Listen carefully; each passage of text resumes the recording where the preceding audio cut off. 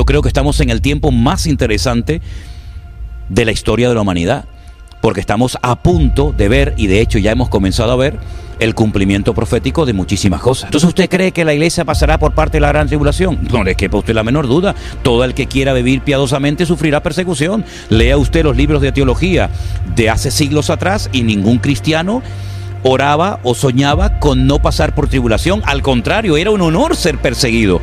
El arrebatamiento yo creo que es tan real como la silla en la que estamos sentados, Eliezer.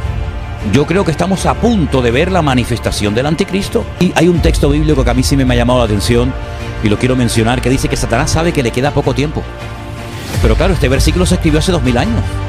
Y si hace 2000 años Satanás sabía que le quedaba poco tiempo, ya me contarás a mí ahora. Si tú le preguntas a muchos judíos ortodoxos, hasídicos en Israel, oye, ¿cuánto tiempo falta para que venga el Mesías? El Mesías, desde su punto de vista, te dicen 1 hora. Mañana yo no sé lo que va a pasar. Bienvenidos al podcast del amor, el podcast donde hablamos de noviazgo, relaciones, de todo un poco. Hoy vamos a hablar del amor en los últimos tiempos y tenemos hoy el privilegio de tener con nosotros al pastor Manolo Sierra. ¿Cómo estás, pastor?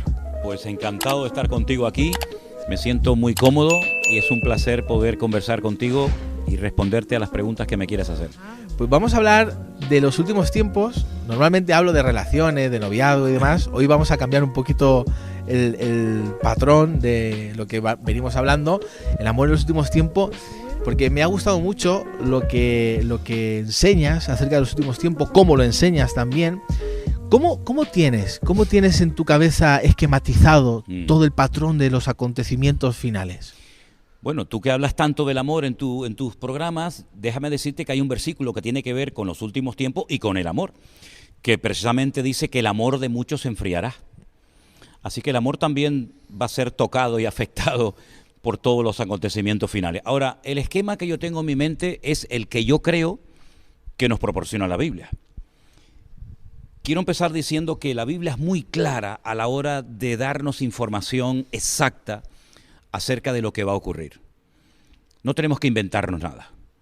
En profecías, en escatología, no es a mí me parece, yo siento, yo creo. Yo no me muevo en ese terreno.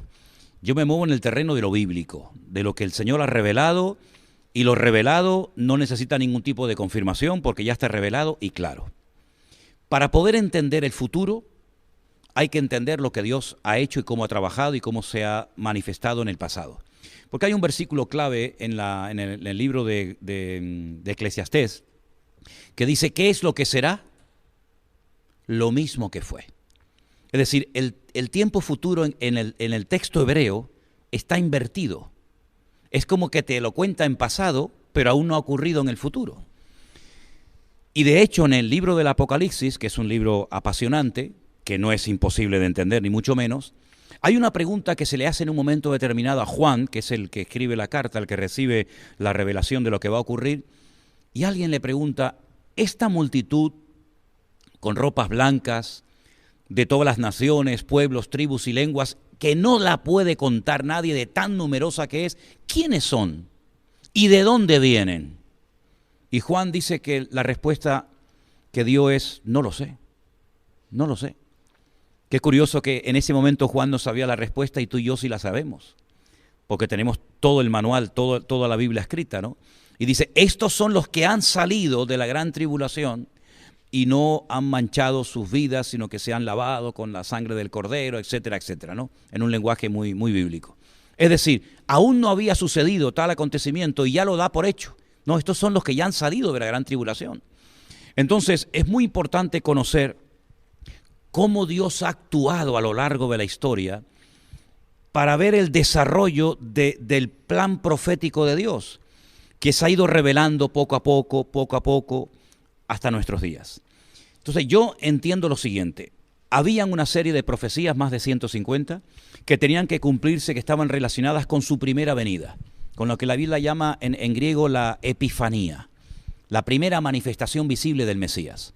Claro, para que él pudiera venir tuvo que haber un pueblo, una tribu, en fin, una serie de acontecimientos que desembocaron en su nacimiento, tal y como decía el profeta Miqueas, en Belén de Judea. Vale, nace, desarrolla su ministerio, muere en la cruz, resucita al tercer día, asciende a los cielos, pero es que no se ha acabado todo. Eso es parte de la trama. Ahora queda una segunda parte. Pero entre esa primera manifestación del Mesías y la segunda hay un enorme paréntesis, que algunos lo han llamado el periodo de la gracia, que es en el que nos encontramos ahora mismo, pero en algún momento tendría que producirse todas las señales relacionadas con su segunda venida.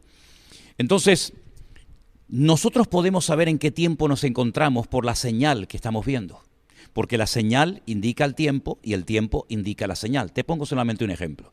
Jesús dijo que su generación era perversa y maligna porque siempre estaban demandando señal. Y él dijo, la única señal que verá esta generación será la señal del profeta Jonás. Y se refería a cuando Jonás estuvo 3 días y 3 noches en el vientre de aquel enorme pez y después fue arrojado en tierra, etcétera, etcétera. Esa fue la señal de la época de Jesús, pero no es la nuestra. Las nuestras, las señales que nosotros vamos a ver en los últimos tiempos, están escritas, parte de ellas en los evangelios, en las cartas de Pablo a los tesalonicenses, por supuesto el libro del Apocalipsis y otras porciones.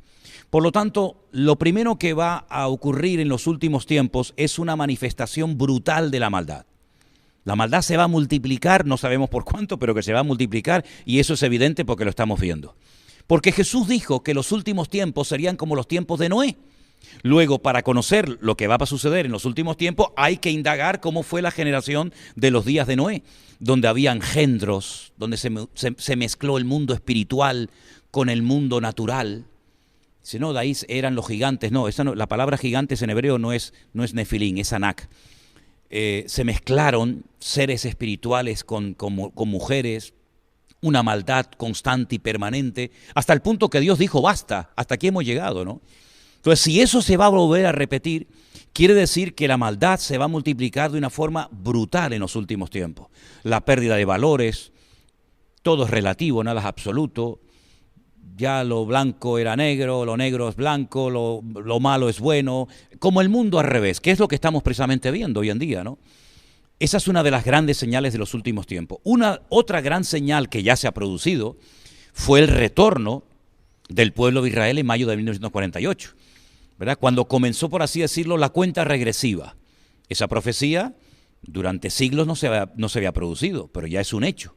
Ya hay un país llamado Israel, con su bandera, con su himno, con su población, etcétera, etcétera. La recuperación de la ciudad de Jerusalén, que por más de 2000 años no le perteneció al pueblo de Israel, cuando en junio del 67 se pudo recuperar la perla, ¿no? Que es la ciudad de Jerusalén, la ciudad eterna del pueblo de Israel. Y ahí comenzaron una serie de acontecimientos muy interesantes. Cosas que se han dado, por ejemplo, en Europa, el continente donde se han llevado las 2 batallas más grandes de la historia de la humanidad, la Primera y la Segunda Guerra Mundial, donde han muerto millones de seres humanos. Hoy en día somos amigos, comemos juntos alrededor de una mesa, alemanes, franceses, españoles, italianos, ingleses, etcétera. Esa es otra de las señales de los últimos tiempos. Y tantas cosas que vemos. Pero hay una señal que se tiene que producir sí o sí. Y yo creo, y lo puedo demostrar, creo, con la Biblia, es la manifestación de un personaje que recibe muchos nombres. El más conocido, el anticristo. Pero, por ejemplo, en el libro de Daniel se le conoce como el cuerno pequeño. Pablo lo llama el hijo de pecado, o el hombre de pecado, el hijo de perdición, el inicuo. Va a ser un líder político con una capacidad brutal, con una unción diabólica fuera de lo común, hasta el punto que es la primera vez en la historia que Satanás unge a una persona y le permite ofrecer lo que él nunca ha ofrecido a nadie, paz y seguridad. Ese personaje político, que está a punto de levantarse, va a ser el que va a dar el pistoletazo de salida a lo que se llama el tiempo de angustia de Jacob o la gran tribulación, que dura 7 años, divididos en 2 periodos perfectamente diferenciados, de 1260 días o 42 meses o 3 años y medio, o como dice Daniel, tiempos y la mitad de un tiempo, y todos esos sellos, trompetas y copas que menciona el libro del Apocalipsis se van a ir desarrollando poco a poco. ¿Qué es lo que ocurre con esto? Algo muy importante. ¿Dónde está la iglesia? ¿Dónde encaja el pueblo de Dios en todo esto? A mí me enseñaron en la escuela bíblica en la que estudié hace más de 40 años atrás, que la iglesia no iba a ver nada de esto, que la iglesia iba a ser arrebatada, la iglesia no iba a ser trasladada a las bodas del Cordero, mientras en el mundo se llevaba a cabo la gran tribulación y finalmente volveríamos, ¿verdad? Que es cuando todo ojo le verá y toda rodilla se doblará. Bueno, pues esa teoría, porque no es doctrina bíblica, aunque se enseña como es doctrina bíblica, la inventó un cura, la inventó un sacerdote, aproximadamente 150, 160 años más o menos, ¿no? Y el señor Scofield la incluyó como comentario en la Biblia y cayó muy bien, que la iglesia no iba a pasar, ni iba a haber absolutamente ninguna señal que tiene que ver con la gran tribulación. Pero eso no es bíblico. La Biblia dice cuándo se producirá el arrebatamiento de la iglesia y la primera resurrección. Dice, he aquí os digo un misterio. No todos dormiremos, pero todos seremos transformados en un momento y en un abrir y cerrar de ojos. Porque se tocará la trompeta y los muertos en Cristo resucitarán primero. Luego nosotros los que vivimos seremos arrebatados para recibir al Señor en el aire y así estaremos siempre con Él. A la final, trompeta. A la final, trompeta. Señores, ¿cuál es la final trompeta? Pues la que cuenta el libro del Apocalipsis, que dice que son 7 toques de trompeta. Lean ustedes en el Apocalipsis qué ocurre cuando se toca la 7ª trompeta y se van a dar cuenta que tiene que ver con el arrebatamiento de la iglesia y con la primera resurrección, porque la Biblia habla de 2 resurrecciones, y lo viene diciendo ya desde Daniel capítulo 12, que unos resucitan para vida eterna y otros para condenación eterna. Y esa primera resurrección se produce al final de la 7ª trompeta, como dice Pablo, como misterio revelado en 1 Corintios capítulo 15, versos 51, 52. Por lo tanto, yo creo que estamos a punto de ver la manifestación del anticristo. Y yo sé que algunas personas se pueden llevar las manos a la cabeza diciendo, pero si a mí me enseñaron que eso no lo íbamos a ver. Bueno, es que usted tiene que comprobar a la luz de las Sagradas Escrituras si lo que le enseñaron, si su teología coincide con la Biblia, o usted quiere que su teología o que la Biblia coincida con su teología. Por consiguiente, yo creo que estamos en el tiempo más interesante de la historia de la humanidad, porque estamos a punto de ver, y de hecho ya hemos comenzado a ver, el cumplimiento profético de muchísimas cosas.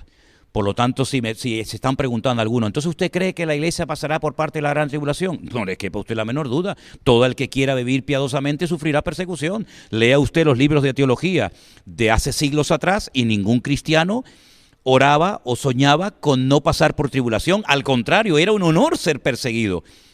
La iglesia cristiana, el cristianismo, está bañado en sangre. ¿Cuántos hermanos nuestros murieron? Y eran a lo mejor más santos o más espirituales y más consagrados que nosotros. Por consiguiente, no nos tiene que sorprender que nos persigan. Lo que nos tiene que sorprender es que no nos persigan. Lo que nos tiene que sorprender es que no se metan con nosotros. Porque Pablo llegó a decir que el cristianismo, los cristianos eran la escoria del mundo en aquel tiempo, ¿no?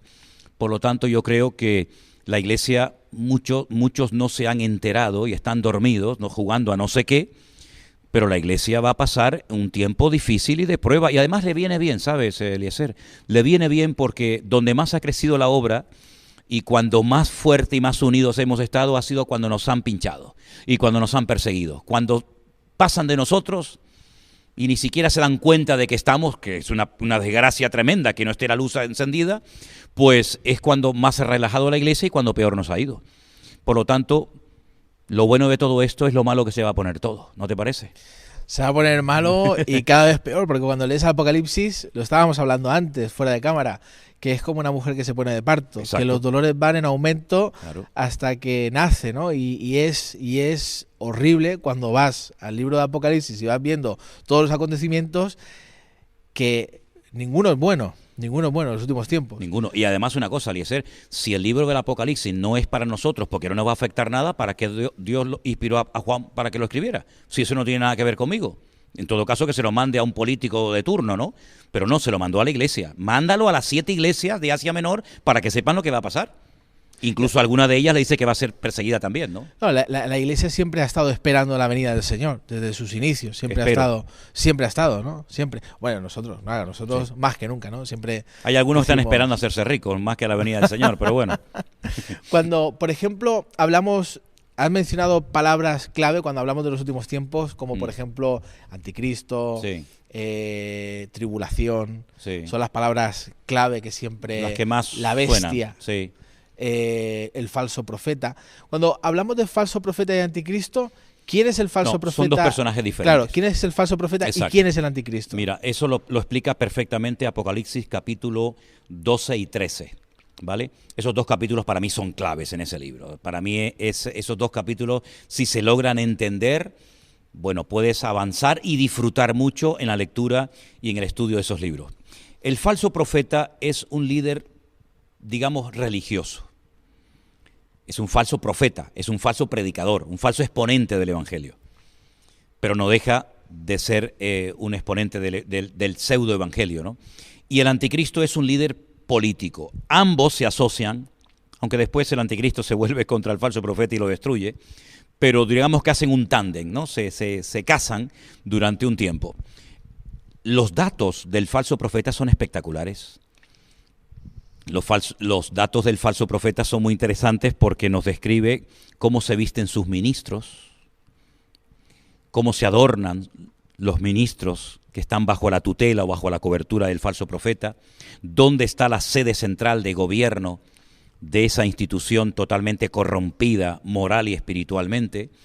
Por lo tanto, desconocer estos datos me parece a mí que es un error grave que muchos creyentes cometen, porque entonces cuando se manifieste este falso profeta o se dé a conocer este anticristo, digamos de una forma natural en cualquier sede mundial, sea la ONU, sea las Naciones Unidas, sea la Unión Europea, pues si la Iglesia no dispone o no tiene estos datos porque no los ha estudiado, ¿cómo va a saber si está llegando un momento crucial en la historia de la humanidad? Nosotros sabremos quién será el anticristo, por ejemplo, claro, porque a lo largo de la historia, por ejemplo, cuando Hitler empezó a hacer el Holocausto y la locura que hizo, todo el mundo en aquella época pensaba que, bueno, Hitler coincidía con muchas cosas que dice la Biblia, que podría ser el anticristo. Sí. Nosotros, y se han dicho tantas personas que no, es que es el anticristo, ¿conoceremos bien 100% este es el anticristo? Bueno, los cristianos que dicen que no van a estar, lógicamente no van a saber quién es, porque dice que se fueron, por lo tanto, ellos no supieron quién era, ¿no? Pero lo que está bien claro es que los datos que nos da la Biblia, tanto en el Antiguo como en el Nuevo Testamento, de cosas que nos demuestran que este es el verdadero anticristo, son tremendos. Por ejemplo, te voy a dar unos cuantos, ¿te parece? Venga. Del amor de las mujeres no hará caso. ¿Cómo se interpreta esto? Bueno, se puede interpretar de varias formas, ¿no? Pero un dato significativo. Del amor de las mujeres no hará caso.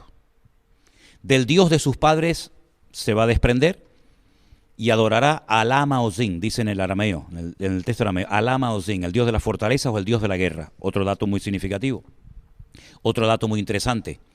Se levanta contra todo lo que es objeto de culto.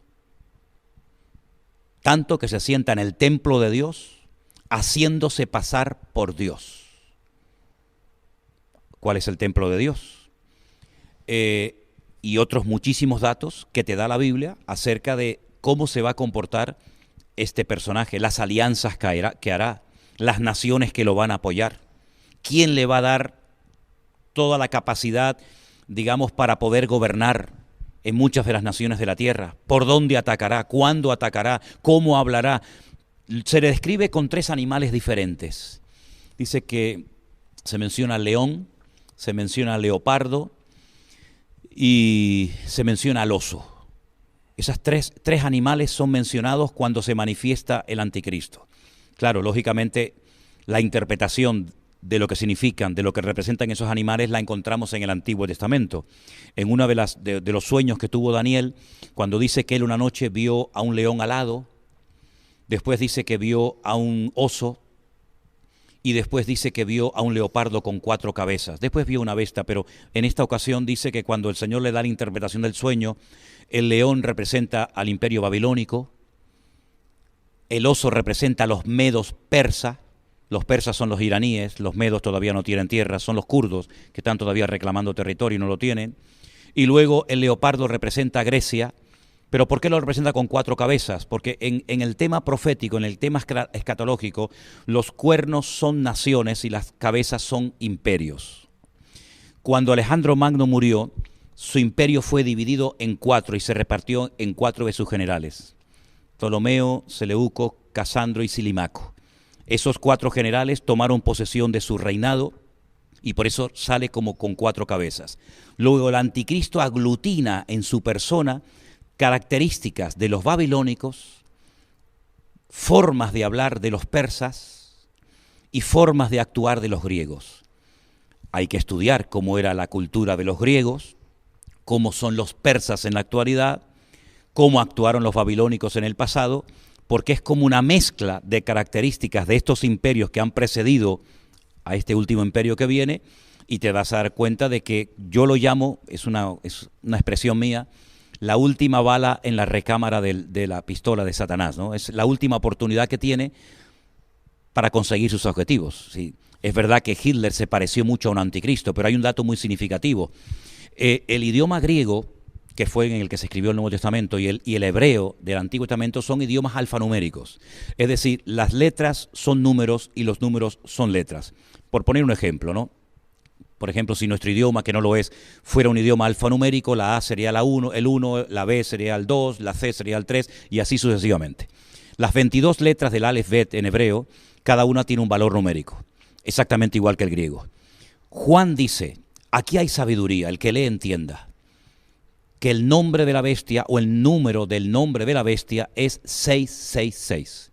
Es decir, no te da el nombre del personaje, pero te da el valor numérico del nombre. Por lo tanto, cuando uno puede llegar a sospechar de que este puede ser el anticristo, escribe su nombre, sácale el valor numérico y automáticamente lo descartas o dice este puede ser o no puede ser. Por lo tanto, son datos muy, muy significativos. Luego hay un dato también muy importante y es cómo intenta, y lo va a conseguir, controlar la economía mundial. El dinero va a desaparecer, las tarjetas de crédito van a desaparecer y se va a implantar en la cabeza y en la mano de las personas un microchip que ya existe, no es tecnología de ciencia ficción, sino que es algo muy fácil, muy práctico, muy bueno, pero que la palabra de Dios nos advierte de los peligros que puede conllevar y dice que todos serán marcados con el nombre o con el número de la bestia para estar localizados por una pequeña señal de GPS, por una pequeña batería de litio que es lo que alimenta a este chip. Nadie puede comprar, nadie puede vender, nadie puede hacer ningún tipo de transacción. Imagínate llegar al banco a cobrar tu dinero y no lo puedes cobrar. Quieres comprar comida, no puedes comprar. Quieres poner gasolina, no puedes comprarla. Entonces es un sistema magnífico. Allí llevas todos tus datos bancarios, todos tus datos de pasaporte, de DNI, médicos, etcétera.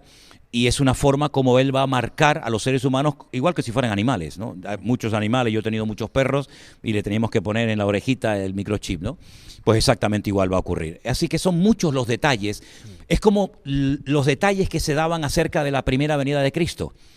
150 profecías, es decir, que si logra cumplir este personaje 149, pero no cumple con las 150, se descarta automáticamente. No puede ser de la tribu de Leví, no puede ser de la tribu de Zabulón, tiene que ser de la tribu de Judá, etcétera, etcétera. Tiene que nacer en Belén de Judea para saber quién era el verdadero Mesías. Este es el falso Mesías, el antimesías, y también hay muchísimos datos para saber quién es.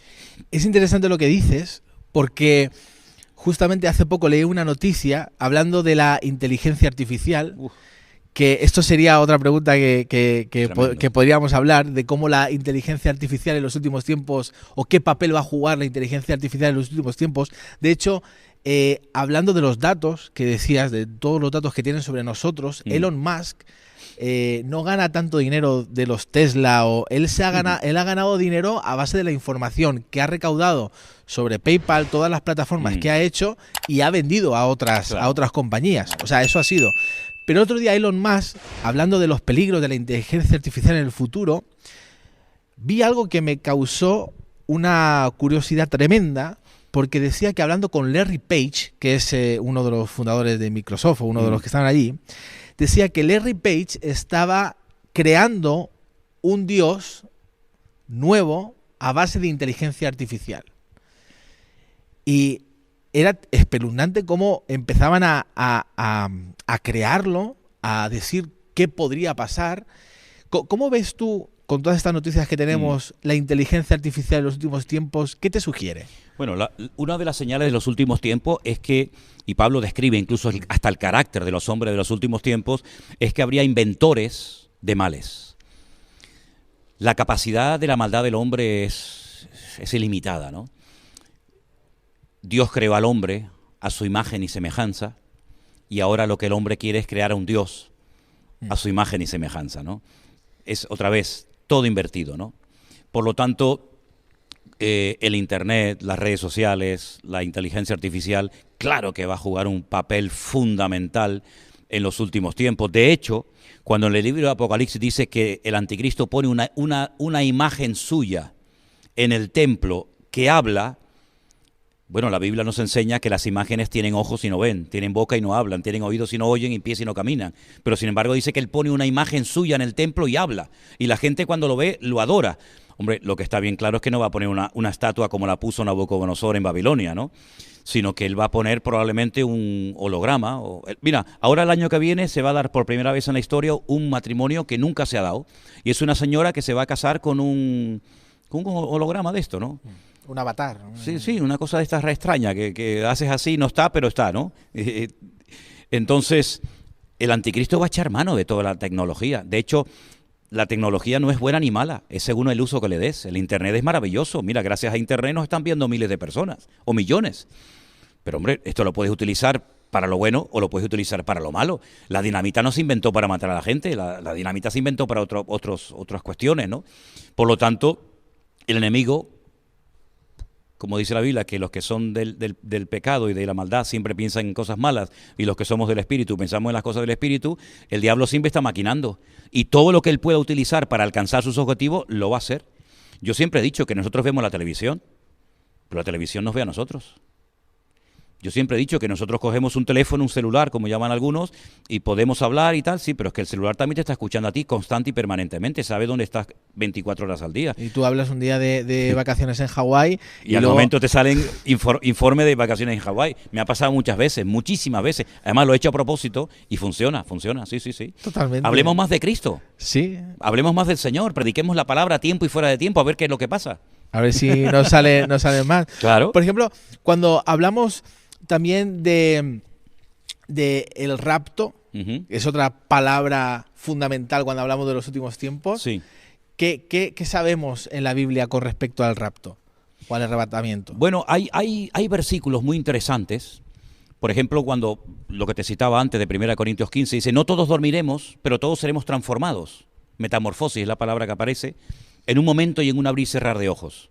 Bueno, yo pienso que ahí hay una referencia clara a este tema, ¿no?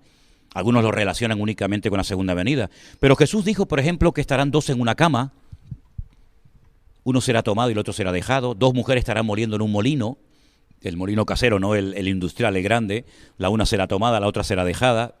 Yo creo que hay muchas referencias en la palabra de Dios de una desaparición masiva de miles, de millones de seres humanos. Y a mí lo que me llama mucho la atención, que incluso hoy en día hay predicadores que dicen que el milenio no existe, que es una forma metafórica de hablar de un periodo corto de reinado de Cristo, que el arrebatamiento no existe, que la segunda venida de Cristo no es así como se ha dicho siempre, sino que es diferente. Sí, a mí me llama mucho la atención que son los mismos creyentes los que ponen en tela de juicio lo que enseña la palabra de Dios, por lo cual millones de hermanos nuestros han dado su vida y han muerto crucificados y quemados en las hogueras por defender esas doctrinas, y ahora resulta que nosotros, los más listos de la historia, cuestionamos lo que otros hermanos nuestros fueron capaces de dar la vida por defenderlo hasta la muerte, ¿no? El arrebatamiento yo creo que es tan real como la silla en la que estamos sentados, Eliezer.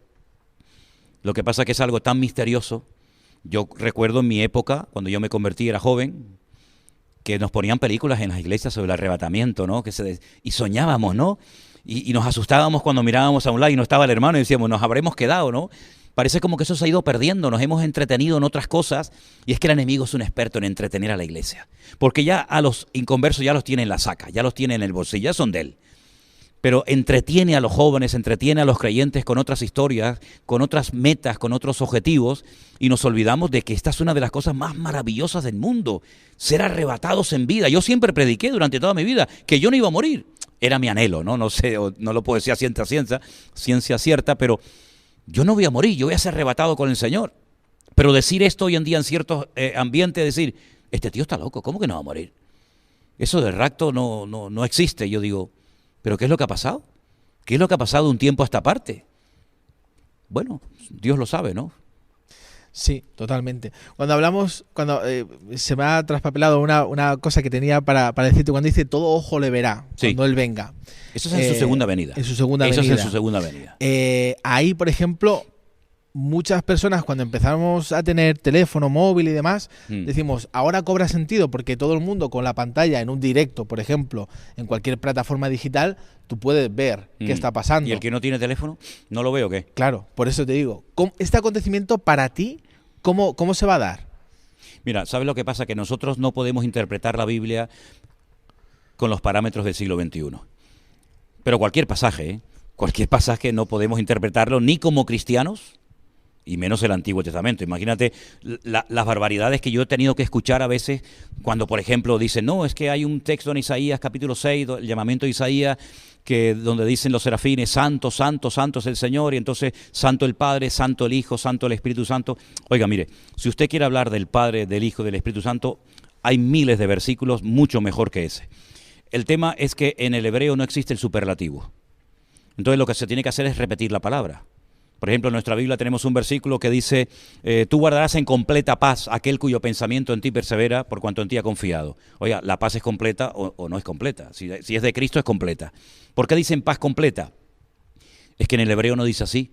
En hebreo dice shalom, shalom, paz, paz. Porque no existe superlativo, entonces hay que repetir la palabra, ¿verdad? Por lo tanto, cuando queremos interpretar un pasaje de la Biblia, sea cual sea, hay que ponernos en el lugar del que lo escribió, en el momento histórico, ver si eso es un hebraísmo, si es una profecía, si es una metáfora. Por lo tanto, cuando vamos a la palabra de Dios y decimos que todo ojo le verá, ¿por qué necesariamente tenemos que decir, no, será por la televisión, será porque hay satélites, será por...? Bueno, eso es lo que nosotros interpretamos. Pero, por ejemplo, ¿cómo interpretamos lo mismo que va a ocurrir ese día? Que cuando Él venga no será de día ni de noche. ¿Cómo que no va a ser? No, ni de día ni de noche. Es un día que solamente conoce el Señor. No nos cabe en la cabeza. Él dijo, si os he hablado en términos terrenales y no me entendéis, si os hablara en una dimensión espiritual más elevada, no me entenderíais. ¿Cómo es posible que el primer día de la creación Él dijo, sea la luz, y fue la luz, y hasta el cuarto día no creó el sol? Entonces, ¿cuál era la luz? Primer día, segundo día, tercer día, había luz, pero no había sol, ni luna. No lo entiendo. Claro, no lo entiendes porque tú lo interpretas desde lo que tú conoces, pero es que hay que ponerse al otro lado. Por lo tanto, el de todo ojo lo verá. Yo no sé si va a ser por el teléfono. Bueno, y el que vive en la selva no verá que Cristo vino. Y el que no tiene teléfono, o el que está en un submarino, no se enteró que Jesús vino. Yo creo que será algo tan espectacular que no hay forma de poder interpretar con la tecnología y con el conocimiento que tenemos actualmente cómo será el acontecimiento más grandioso de toda la historia de la humanidad que llevamos miles de años esperando cuando Él venga en las nubes, y será algo realmente increíble. Claro, lógicamente los que no creen en el Señor ni leen su palabra dirán que estamos locos, ¿no? Pero bendita la cura, porque esta es la bendita esperanza de la Iglesia. En el momento en el que nosotros no vivamos con la expectativa de que mañana me voy con el Señor, ¿a qué nos estamos dedicando?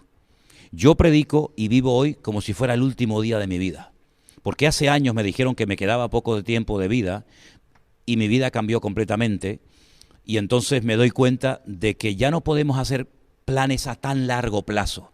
A mí esa gente me dice, no, yo tengo la agenda llena para los próximos 5 o 6 años. A mí me dan miedo, yo digo, como si fueras dueño de tu vida, ¿no? Si ahora salimos de aquí, sabe Dios si esta es la última entrevista o el último programa que hacemos en la vida, ¿no? Por lo tanto, ese día va a ser maravilloso y yo estoy esperando que llegue. Vivo con ese sueño y con esa ilusión. Totalmente. Me encanta escucharte porque me apasiona. Mira, esto es una maravilla, Eliezer. Esto es lo más bonito del mundo. Es lo más bonito. Yo me acuerdo cuando era pequeño, mi abuela siempre me hablaba de Gog y Magog. Oh, sí, claro. De Rusia y China. Ese. Siempre. Uy, ¿qué capítulos has tocado? Madre mía. Siempre. Y me hablaba. ¿Te das cuenta? ¿Qué papel tiene? Y siempre que había una noticia de Rusia o de China, sí. ahí saltaba la abuela, siempre tocaba el texto. ¿Tu abuela te hablaba de eso? Siempre. Pregúntale a los chavales hoy en día por Gog y Magog. Muchos dicen, ¿de quién? ¿Te das cuenta de lo que hablaban nuestros antepasados? Totalmente. ¿Te das cuenta de lo que hablaban? Siempre hablaban de la venida del Señor. Claro. Siempre. Nos prepararon para eso. Y no estamos preparando a esta generación para la venida del Señor. Claro que no. Por eso quería hablar de este tema también, entre otras cosas, por ¿no? Dios. Pero, Gog y Magog, ¿qué papel tiene Rusia y China en medio de la venida del Señor? Mira, en esos capítulos que tú has mencionado, ya desde el 36 de Ezequiel es espectacular, porque ahí nos habla del Valle de los Huesos Secos. El Valle de los Huesos Secos es el cementerio, uno de los cementerios más antiguos del mundo, que está en el Monte de los Olivos, donde los judíos entierran a sus muertos, los que pueden, porque ser enterrado ahí vale muchísimo dinero, porque ellos creen que como el Mesías viene de la parte del Monte de los Olivos, pues serán los primeros en resucitar. Cuando el profeta Ezequiel estaba en el cautiverio en Babilonia, el Señor le mostró que ese Valle de los Huesos Secos resucitaría. Y dice, háblales, profetízales, para que entre el Espíritu en ellos. Y es como una visión profética de la restauración nacional y espiritual de Eretz Israel. Yo siempre digo Eretz, tierra de Israel, y no Mediná Israel, que es el Estado de Israel, porque son dos cosas diferentes, ¿no? Para diferenciar una cosa de otra. A partir de ese capítulo en adelante, vemos que Israel, una vez que es restaurado, que ya ha sido restaurado, por lo menos a nivel nacional, mayo del 48, todavía espiritualmente no, todo se va a ir dando de una forma espectacular. Gog, Magog, Mesed y Tubal son lugares y personajes que se mencionan en los capítulos de Ezequiel, y dice que atacará a Israel entrando por el norte, es decir, por los famosos altos del Golán, que Israel conquistó en el año 67, pero que por ahí entrará una multitud de millones de personas con el objetivo de destruir al pueblo de Israel y con el objetivo de conquistar la ciudad de Jerusalén, que es, como dicen los judíos, el ombligo del mundo, el lugar de donde Dios creó la tierra, ¿no? Por lo tanto, China y Rusia un papel fundamental. Rusia va a atacar a Israel. Rusia ya está en el norte, ya está en Siria. Rusia está como loco por atacar a Israel. ¿Por qué no ha atacado? Porque Dios no se lo ha permitido. Pero que lo va a atacar no te quepa la menor duda. ¿Por qué tiene tantas ganas de atacar a Israel? Porque esto es hay que entender todo esto desde un trasfondo espiritual. Por eso cuando uno ve las noticias, cuando uno ve la televisión, todos hablan de lo que hay que hacer, de lo que no hay que hacer, el Estado palestino, que los judíos son buenos, que los otros son malos, pero nadie habla del trasfondo espiritual de todo. Aquí hay un trasfondo espiritual. Y ese trasfondo espiritual, ¿cuál es? Es el mal contra el bien. El que destruya al pueblo de Israel demuestra dos cosas. O que Dios no existe, o que Dios es mentiroso. ¿Por qué? Porque Dios dijo que ese país nunca podría ser destruido. Porque Él ha decidido, Él ha pactado con ese pueblo de que Él lo va a defender y ese pueblo va a caer de rodillas y sí o sí, quieran o no quieran, les guste o no, van a terminar reconociendo y mirando a aquel que traspasaron, es decir, al Señor Jesucristo. Por lo tanto, es un conflicto espiritual. Es el reino de las tinieblas contra el reino de luz. Date cuenta que Israel es el único país de Medio Oriente que tiene otro Dios diferente a los jordanos, a los egipcios, a los iraníes, a los libaneses. Entonces es un país que es una piedra en el zapato. Y aparte de eso, no nos olvidemos de que para el Islam es un insulto. ¿Cómo no podemos con un país tan pequeño que representa el 0,2% de la población mundial? Y es un país que no tiene más de 300 kilómetros de largo. ¿Cómo es posible que no podamos destruir a este pueblo después de 7 guerras? Y ahora, otra vez que están en guerra. Bueno, es que Dios está protegiendo a ese pueblo. Dice que Él no se dormirá. El que guarda a Israel no se dormirá, ¿no? Por lo tanto, hay un odio, no solamente contra Israel, sino contra el Dios de Israel. Porque es el espíritu de Amalek, el que se levantó contra el trono de Dios. Y tendréis conflicto, guerra, de generación en generación. Amalek murió, pero el espíritu de Amalek sigue vivo. Lo tomó Hitler, lo tomarán los enemigos de los últimos tiempos, y el objetivo no es destruir solo al pueblo de Israel. El objetivo es borrar a Dios de la faz de la tierra. Y ya me contarás a mí si alguien puede borrar a Dios de la faz de la tierra. Es una guerra inútil, pero lo siguen intentando. Y cada vez que lo intentan, no solamente pierden, sino que además se demuestra que el Dios que controla la historia es el Dios de Abraham, de Isaac y de Jacob, y no hay otro Dios fuera de él. ¿Crees que esta generación va a experimentar todo lo que estamos hablando acerca de la segunda venida del Señor? ¿Crees que verá? Muchas cosas sí. Si analizamos cronológicamente el libro del Apocalipsis, yo creo, y es mi opinión personal, claro, me llevaría mucho tiempo demostrar contextos bíblicos y todo esto, que yo creo que la iglesia pasará la primera parte de la gran tribulación, los primeros 3 años y medio. Y todo lo que la Biblia relata que va a pasar en esos 3 años y medio, lógicamente lo veremos. Que Dios nos protegerá, que Dios nos cuidará, siempre lo ha hecho. El Señor siempre marca una diferencia entre los que son y los que no son, entre la luz y las tinieblas. Sellos, que son 7, y trompetas, que son 7 en el Apocalipsis, yo creo que la iglesia las va a experimentar. Ya la segunda parte es otro tema. No hablo tanto de la iglesia, que sí, pero nosotros, ¿está tan cerca como para nosotros poder vivirlo? Yo le preguntaba eso el otro día al Señor, Eliezer, te lo confieso con el corazón en la mano. O con la mano en el corazón, mejor con la mano en el corazón, ¿no? Si no estaría muerto. ¿Hasta cuándo me vas a permitir ver, Señor? Porque por una parte yo digo, wow, llevo 40 años predicando de esto y ahora lo puedo ver. Como cuando yo digo a la gente que viene conmigo a Israel, aquí veis la Biblia, en Europa la leemos, aquí la vemos, ¿no? ¿Hasta dónde me vas a permitir ver? Pero como humano en la carne a veces digo, oh, Señor, guárdame porque no sé si seré capaz de aguantar todo esto sin tu gracia y sin tu misericordia. Aparte tengo un nieto precioso de 1 añito y pienso mucho en él, ¿no? ¿Qué mundo le vamos a dejar a nuestros hijos y a nuestros nietos? Pero Dios nos va a dar la fuerza. ¿Hasta dónde vamos a poder ver? No lo sé. Pero la verdad que el horizonte, humanamente hablando, crea mucha preocupación. Sí, porque desde el 2020, no sé si es una sensación solamente mía, desde el año 2020, cuando empezó la pandemia, yo personalmente he visto una aceleración de los tiempos, el Señor me habló de esto, Claro. Increíble, brutal. O sea, hemos pasado una pandemia y 2 guerras que estamos atravesando y otras cosas más que se están levantando y muchos rumores como nunca antes en la historia. No, y ¿sabe lo que pasa? Que, por ejemplo, hoy en día, en 1 hora, ocurre lo que no ocurrió antes en 1 década. Por ejemplo, lo de la pandemia, lo del marzo del 2020, que ya vamos a hacer 4 años, dentro de poco. Bueno, fue algo brutal. Jamás en la historia de la humanidad había ocurrido algo así. Pero ya lo contamos como aguas que pasaron.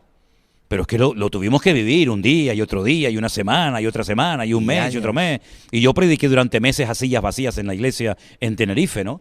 Que te quiero decir con todo esto que ahí vimos cómo en 1 hora te sale un anuncio en televisión y te dice todo el mundo para adentro y nadie podía salir a la calle. ¿Hasta cuándo? Bueno, ahora sabemos hasta cuándo duró, ¿no? Que te quiero decir de que el mundo es muy cambiante y es que no hay tiempo. Es que hay un texto bíblico que a mí sí me ha llamado la atención y lo quiero mencionar, que dice que Satanás sabe que le queda poco tiempo. Pero claro, este versículo se escribió hace 2000 años. Y si hace 2000 años Satanás sabía que le quedaba poco tiempo, ya me contarás a mí ahora, pues le quedarán horas. Le quedarán horas. Si tú le preguntas a muchos judíos ortodoxos, hasídicos en Israel, oye, ¿cuánto tiempo falta para que venga el Mesías? El Mesías, desde su punto de vista, te dicen 1 hora. Es decir, mañana yo no sé lo que va a pasar. Pero tantas bombas atómicas, ¿tú crees que nunca nadie las va a utilizar? ¿Nadie va a tener la tentación de apretar el botón? Yo no me lo creo. De hecho, la Biblia habla de que se van a utilizar armas bacteriológicas, químicas, nucleares, cómo se muere la gente por un efecto de estas bombas. Sí, yo no sé hasta dónde el Señor nos va a permitir ver, pero estamos viviendo en tiempos muy interesantes, de verdad, muy interesantes. Y acelerados. Esta aceleración nos lleva a un año marcado en una agenda, que es 2030. Oh, sí. Agenda 2030, sí. Que tiene, cuando ves todo lo que implica, todas las declaraciones de intenciones que tienen acerca de todo lo que quieren hacer hasta 2030, da miedo. Sí, sí. ¿Lograrán hacerlo hasta 2030? No lo sé, pero da miedo. Cuando lo lees y lo que hay detrás, da miedo. ¿Crees que estos 10 años son clave para la historia? Yo creo que van a llegar hasta donde Dios les permita llegar. Porque no nos olvidemos que aquí el que manda y el que controla la historia, el que quita y pone es Dios. El hombre puede planificar. Mira, Hitler decía que su tercer Reich iba a durar 1000 años y terminó en un rotundo fracaso y ya de los nazis no queda ni la bandera, ¿no? Que te quiero decir con todo esto de que el hombre puede proponer y creer en muchas cosas, pero Dios es el que controla y el Señor es el que va a permitir que se llegue hasta cierto límite. Y además te voy a decir una cosa, y llegará un momento que Dios dice, hasta aquí has llegado. Porque dice que si aquellos días no fueran acortados, nadie se podría salvar. Por lo tanto, lo bonito de todo esto es que esto no es un caballo desbocado, que no tiene control. No, esto tiene control. Y todo está saliendo según el plan de Dios. Ni más ni menos. Porque aquí ni una hoja de un árbol se cae sin permiso de Dios. Por lo tanto, eso es la fuerza y la fe que tenemos de que todo está saliendo según el diseño de Dios, aunque sea fuerte, pero es así. Totalmente, y podríamos hablar tanto de tantas cosas. Seguro. Yo quiero cerrar este podcast, está súper interesante, pero tenemos que ir acabando ya, en una pregunta que se sale del tema, pero no de lo que yo suelo hablar en los podcasts. Te lo he mencionado antes y quería que le mandaras un mensaje a todas aquellas personas que están buscando la persona de Dios para su vida. ¿Cómo saber si la persona que me gusta, que me atrae, es de Dios? Bueno, ya nos vamos a otro tema completamente Nos vamos diferente, a otro tema. ¿no? Sí, hemos cambiado. Sí. Es una pregunta, porque yo siempre en los podcasts tengo como bien, un muy consultorio bien, que me perfecto. mandan la pregunta y quería hacerte esta pregunta para cerrar No, muy este bien, me tiempo. parece bien. Y seguramente muchos chicos jóvenes y chicas pues están viendo esto y se harán esta pregunta, ¿no? Bueno, a mí en mi época me gustaban todas. ¿Qué quieres que te diga? Y que a un chico le gusten las chicas, pues qué bueno, ¿no? Qué bueno que le gusten las chicas, si no sea, en fin, y que a las chicas les gusten los chicos. Ahora, eso no significa de que esto es como cuando yo jugaba de pequeño, Tim Marín de Opengue, Cucaramaca, la Titirifue, ¿no? Esta o aquella, ¿no? Dios tiene un propósito para nuestras vidas. Dios tiene la persona perfecta para tu vida. Seas chico o chica, Dios tiene la persona perfecta para tu vida. Recuerda lo que le pasó a Adán. Adán se sentía solo y Dios le buscó su compañera. Lo metió en un profundo sueño para que no opinara, ni dijera así o asado, sino tú cállate que yo sé lo que te conviene y lo que no te conviene. Y el Señor le dijo, esta es tu compañera idónea, ¿no? Lo bonito de todo esto es que Dios se encarga de todos los detalles de nuestra vida. Si a ti te gusta ese chico, te atrae esa persona, ora al Señor, ora a Dios. Me dicen algunos, ¿se pueden poner pruebas? Sí, ¿por qué no? Yo solamente te voy a decir una cosa, lo que Dios tiene para tu vida, si tú quieres hacer la voluntad de Dios, nadie te lo va a quitar. No tienes que competir, no tienes que pelearte con nadie, porque lo que Dios tiene para tu vida, nadie te lo va a quitar. No pierdas el tiempo enamorándote, dándole lugar a emociones y a sentimientos que después te pueden hacer mucho daño, tanto a ti como a otras personas, ¿verdad?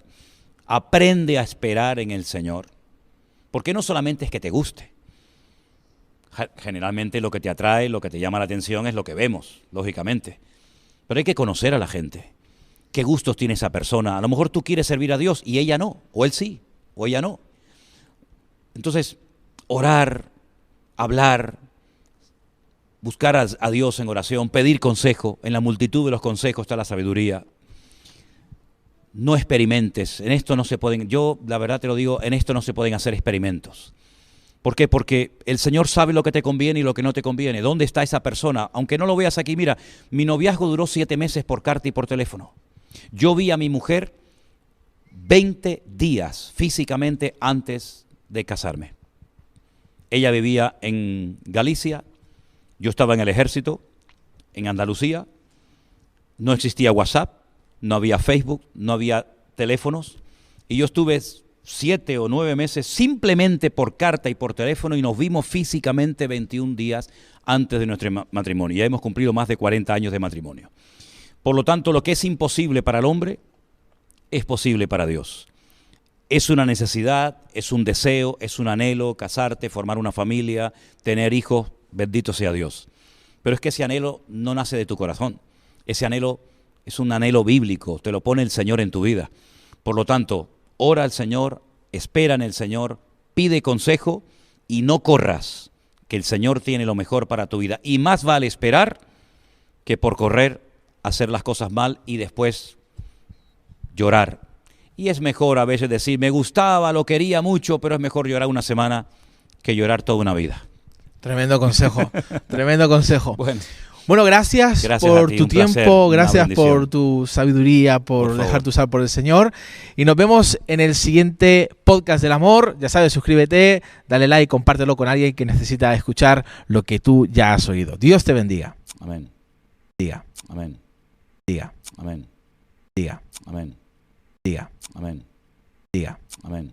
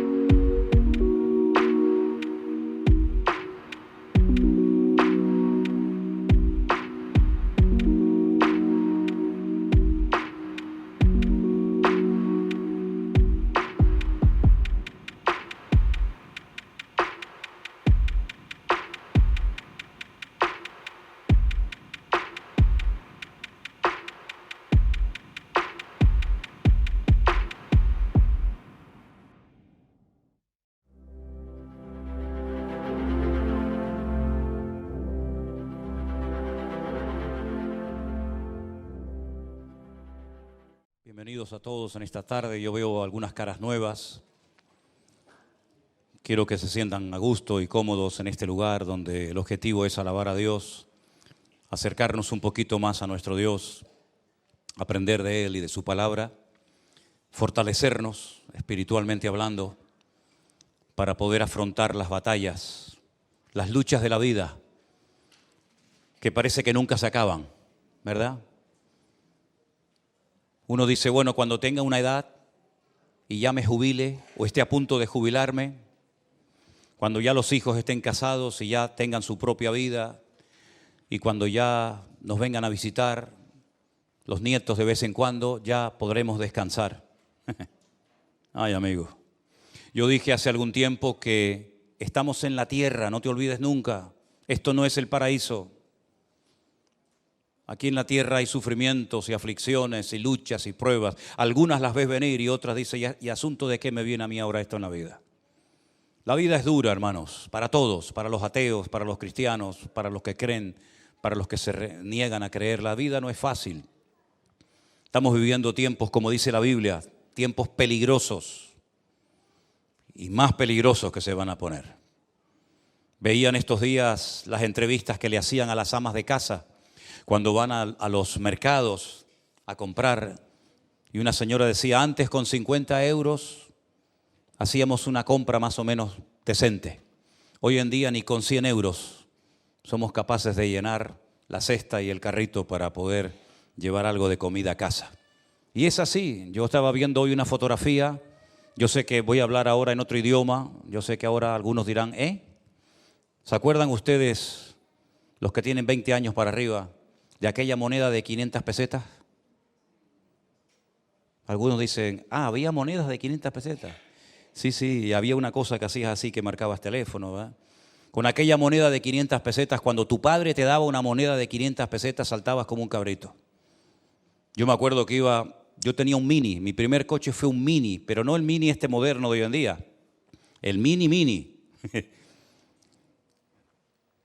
Yo le ponía 1000 pesetas de gasolina al coche. 1000 pesetas son el equivalente a 6 euros. ¿Quién se atreve a ir a una gasolinera hoy en día y decirle al hombre, póngame 6 euros de gasolina? El hombre dice, oiga, me está vacilando. Si el otro día le puse gasolina a la moto y fueron 10 euros, imagínate.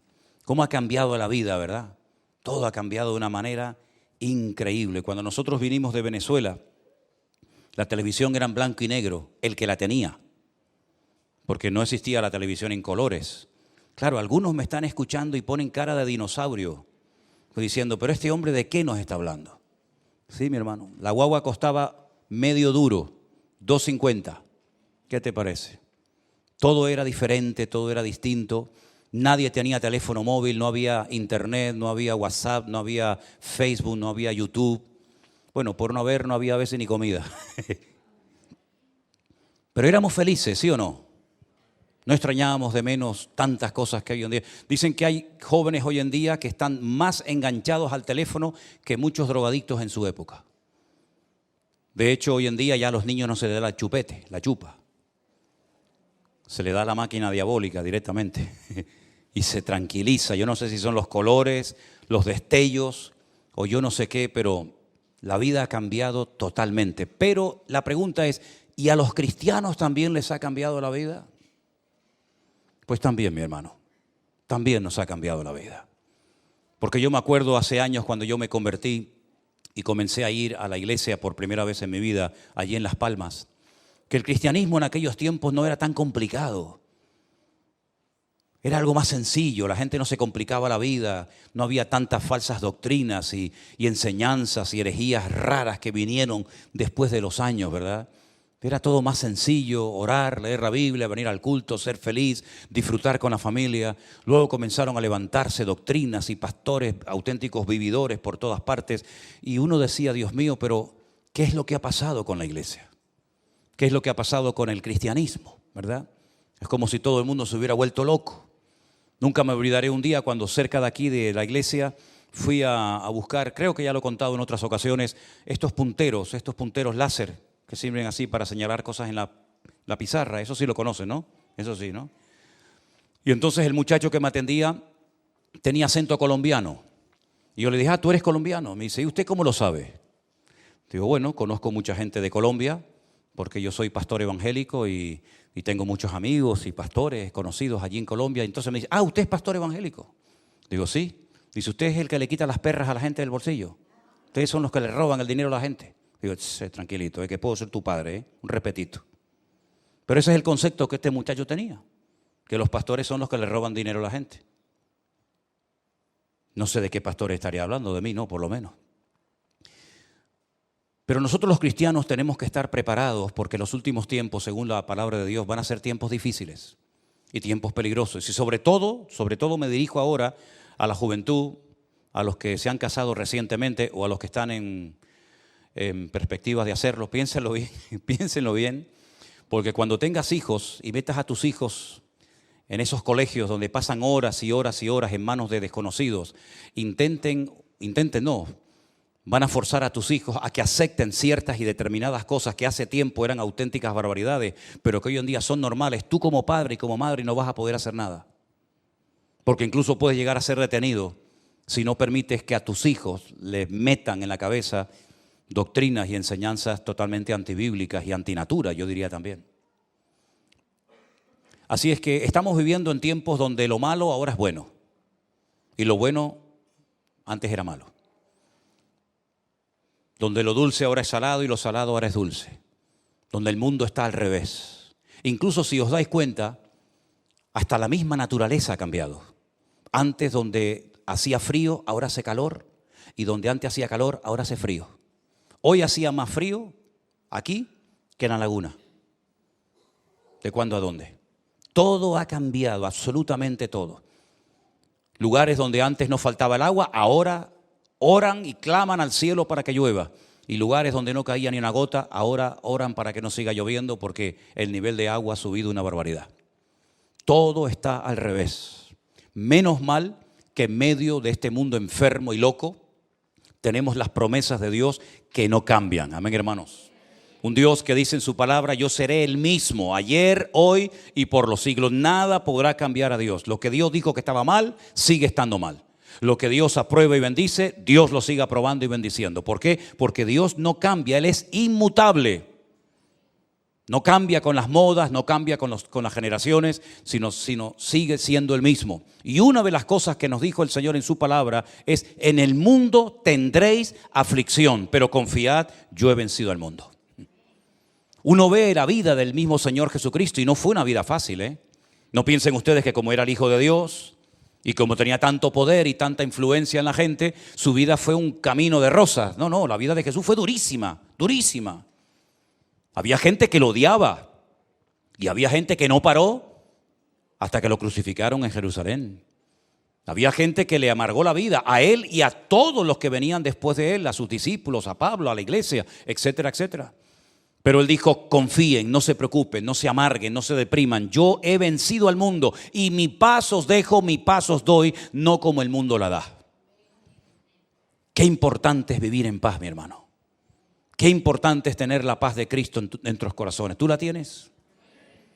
¿Se acuerdan ustedes cuando a un muchacho de aquí de la iglesia un jueves a la tarde le dije, mira, vete a la farmacia aquí en la esquina?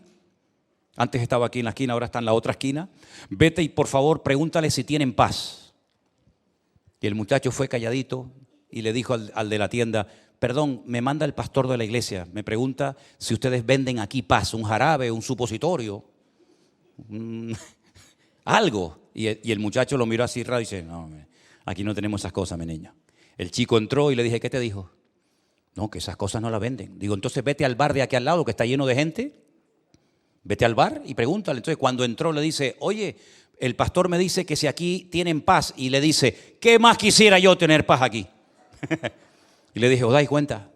¿Os dais cuenta? El hombre con todos sus inventos y con todos los artilugios que ha inventado, el hombre no ha inventado todavía paz. Ni los ricos pueden comprar un gramo de paz. Porque la paz, el único que te la puede dar es el príncipe de la paz, que es nuestro Señor Jesucristo. Con Cristo hay paz. Aunque no haya comida, pero hay paz. Aunque no haya salud, pero hay paz. Aunque no haya trabajo, pero hay paz. Míralo, por ejemplo, navegando en el mar de Galilea. Una tempestad terrible, terrible. Pero el Señor dormía tranquilamente en la barca. ¿Sí? Despiertan al maestro y le dicen, Señor, sálvanos, que perecemos. Y el Señor le dijo, tranquilos, hombres de poca fe. El Señor durmiendo en medio de la barca sin ningún problema. Ya pueden pasar los niños porque me están poniendo carteles aquí y de un momento a otro explota la pantalla. Ya pueden pasar los niños a la escuela dominical.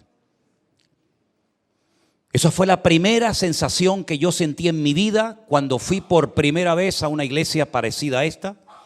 Y le dije a Dios, yo no sé si tú existes o no, no lo tengo muy claro. Pero si tú existes, yo quiero que me des paz porque no la tengo. Y desde ese día, creo que tenía 17 años, tengo 61 ahora mismo, ni un solo día la paz de Cristo se ha ido de mi vida. Se han ido otras cosas y han venido otras. Pero la paz de Cristo es permanente. Nada ni nadie te la puede quitar. Tendrás días de abundancia, tendrás tiempos de escasez, te aplaudirán, te cuestionarán, te criticarán, te apoyarán. Todo lo que tú quieras, la vida es cambiante. Hoy el que está arriba, mañana está abajo y viceversa. Pero la paz de Cristo permanece para siempre. Y la Biblia dice que los que confiamos en Dios podremos tener la paz del Señor constantemente en nuestras vidas. Con este concepto de la paz, algo tan importante, quiero llevarles a la misma porción que yo leía esta mañana cuando les compartía la palabra a los hermanos del Puerto de la Cruz.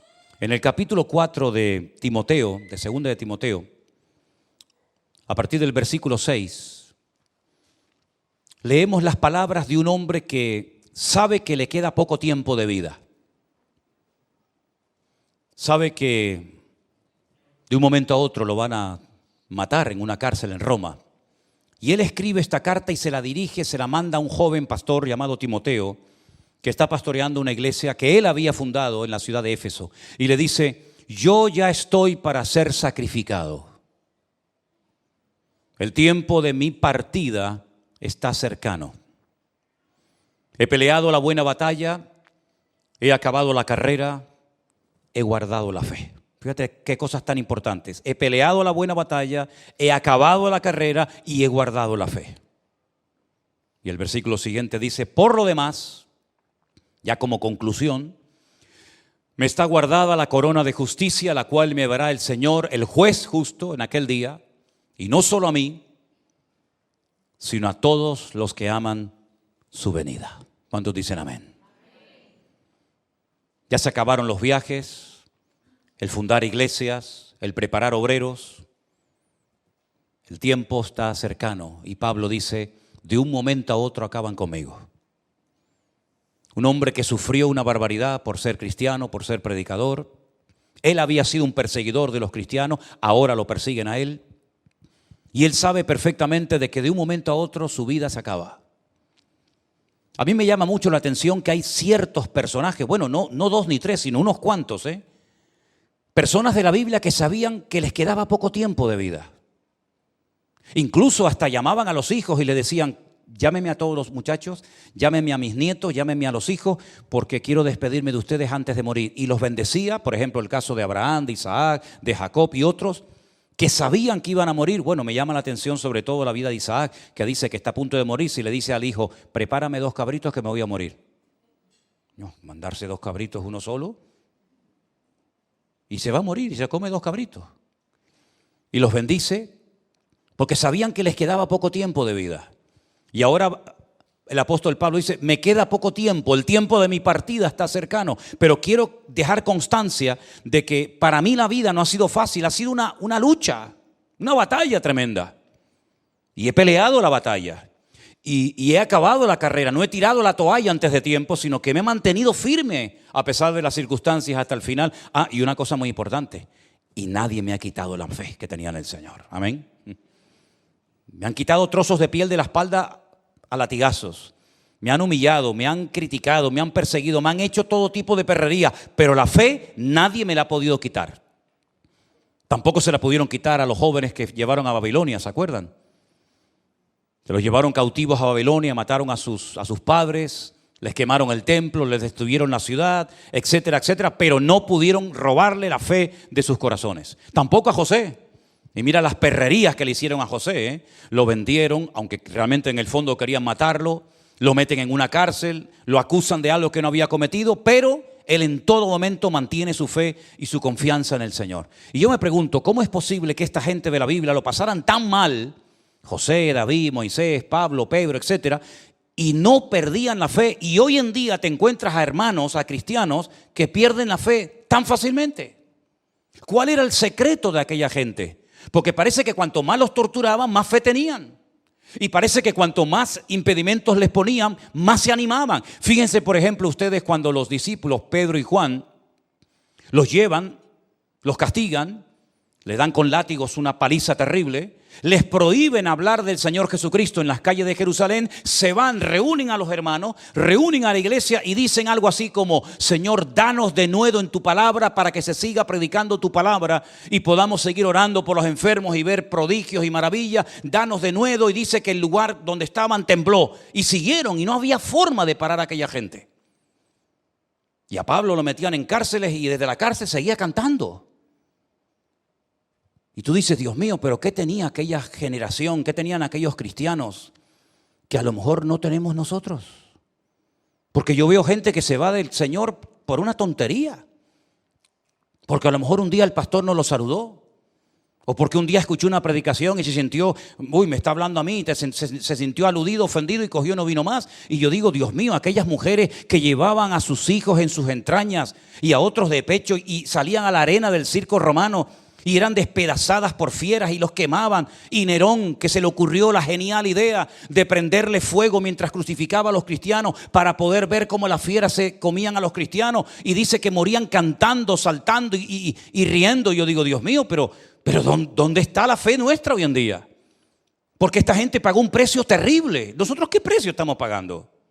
¿Qué precio estamos pagando nosotros, cristianos occidentales, cristianos de Europa, por el hecho de ser cristianos, si nadie se mete con nosotros? Mira la iglesia ahora mismo, la puerta está abierta. Aquí no va a venir nadie, que yo sepa, a llevarnos presos, a llevarnos a un campo de concentración, a obligarnos a renegar de Cristo. Nadie se mete con nosotros. No es un delito ser cristiano, puedes venir con la Biblia en la mano o no. Puedes pararte en una calle y decir, oye, que Dios le bendiga, te pueden llamar loco, pero meterte en la cárcel por eso, pues no. Y sin embargo, a pesar de que lo tenemos todo, si nuestros antepasados levantaran la cabeza dirían, pero ¿de qué se quejan ustedes? Si tienen todo, hasta se quejan de lo que tienen. Y a veces tenemos una fe tan endeble, una fe tan emocional, una fe con tan pocas raíces. Me llama la atención que Pablo no solamente le dice a Timoteo que él ha terminado la carrera, ya ha peleado la buena batalla, ya ha mantenido la fe, sino que también hay un momento en el que a Timoteo le dice, y la fe que tú tienes ahora, primeramente habitó en tu abuela Loida, y después tu abuela se la transmitió a tu madre, a Eunice, y tu madre te la transmitió a ti.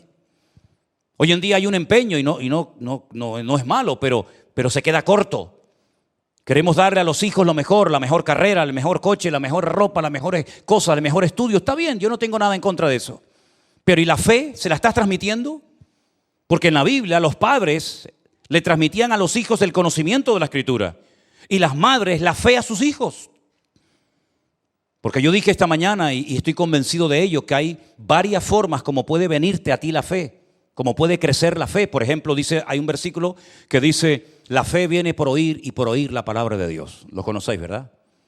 Ese término, ese verbo, es un término, digamos, polivalente. Se puede traducir por oír o por obedecer, que a mí me gusta más. La fe viene por obedecer y por obedecer la palabra de Dios. Es una forma como viene la fe. Pero hay momentos que te viene la fe y tú ni la has pedido. Es como un don, como un regalo, ¿no? Que el Señor te da. También la fe es como un fruto. Gálatas capítulo 5 dice, el fruto del Espíritu es amor, gozo, paz, paciencia, benignidad, fe, templanza, mansedumbre. Menciona la fe como parte del fruto, es decir, según tú vas avanzando y tú vas creciendo y tú vas madurando, la fe también va creciendo en tu vida. Pero también hay otro tipo, otra forma como te puede venir la fe, que a mí me gusta mucho esto, y es por imitación, por imitar la fe de otro. Por ejemplo, la carta a los Hebreos, cuyo autor no sabemos, dice, imitad la fe, ¿de quién? De vuestros pastores. Ese versículo está en tu Biblia y en la mía también. Imitad la fe de vuestros pastores. Yo quiero tener la fe de este hombre. ¿Cómo reacciona este hombre, esta persona cuando tiene problemas, cuando tiene luchas, cuando tiene críticas? ¿Cómo reacciona? ¿Cómo se comporta su fe? ¿Qué tipo de fe tiene esta persona? Y dice la Biblia, imítalo. Es como los niños pequeños. Ahora, por ejemplo, estaba mi nieto Adriel por ahí, ¿y qué hacía? Tocaba las palmas. Él no nació tocando las palmas, lo ha visto y entonces copia lo que ve. Y estaba haciendo así, levantaba las manos, no sé a quién, pero las levantaba. ¿Por qué? Porque ve a los demás que levantan las manos. Hacen las cosas por imitación. Pero es que en el mundo espiritual hay cosas positivas que pueden venir a tu vida por imitar.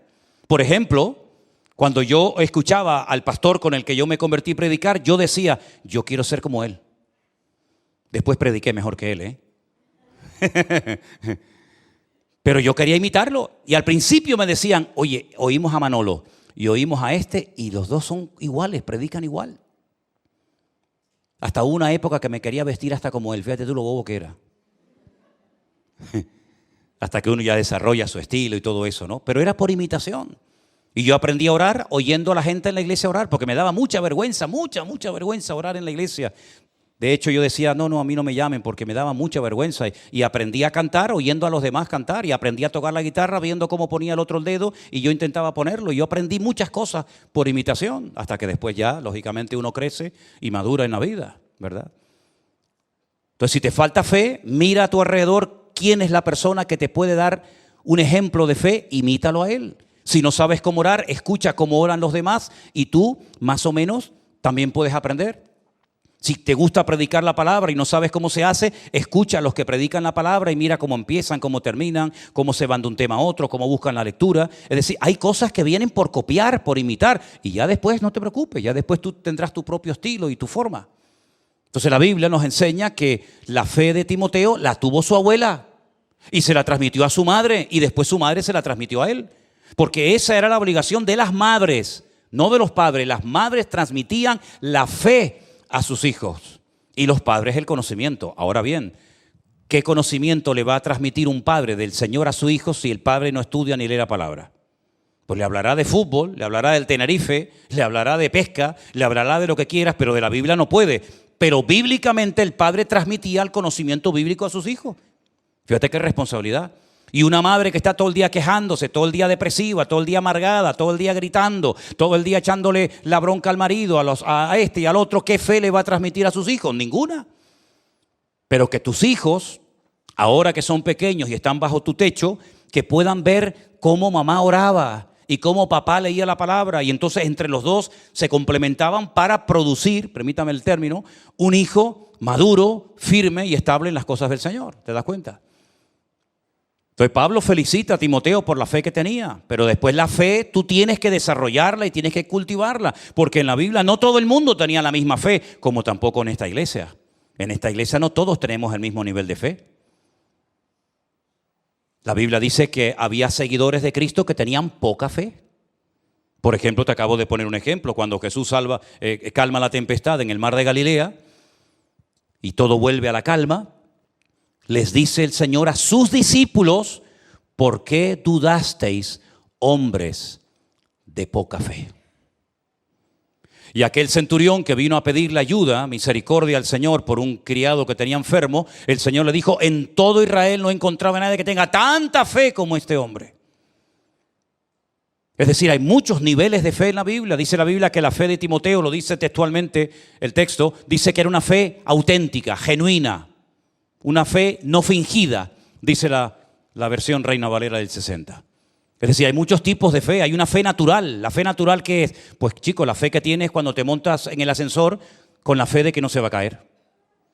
Una abuela que yo tuve, la madre de mi padre, un día se cayó de una altura muy grande porque abrió la puerta del ascensor y la inercia la llevó y el ascensor no había llegado y se cayó y no se mató de milagro.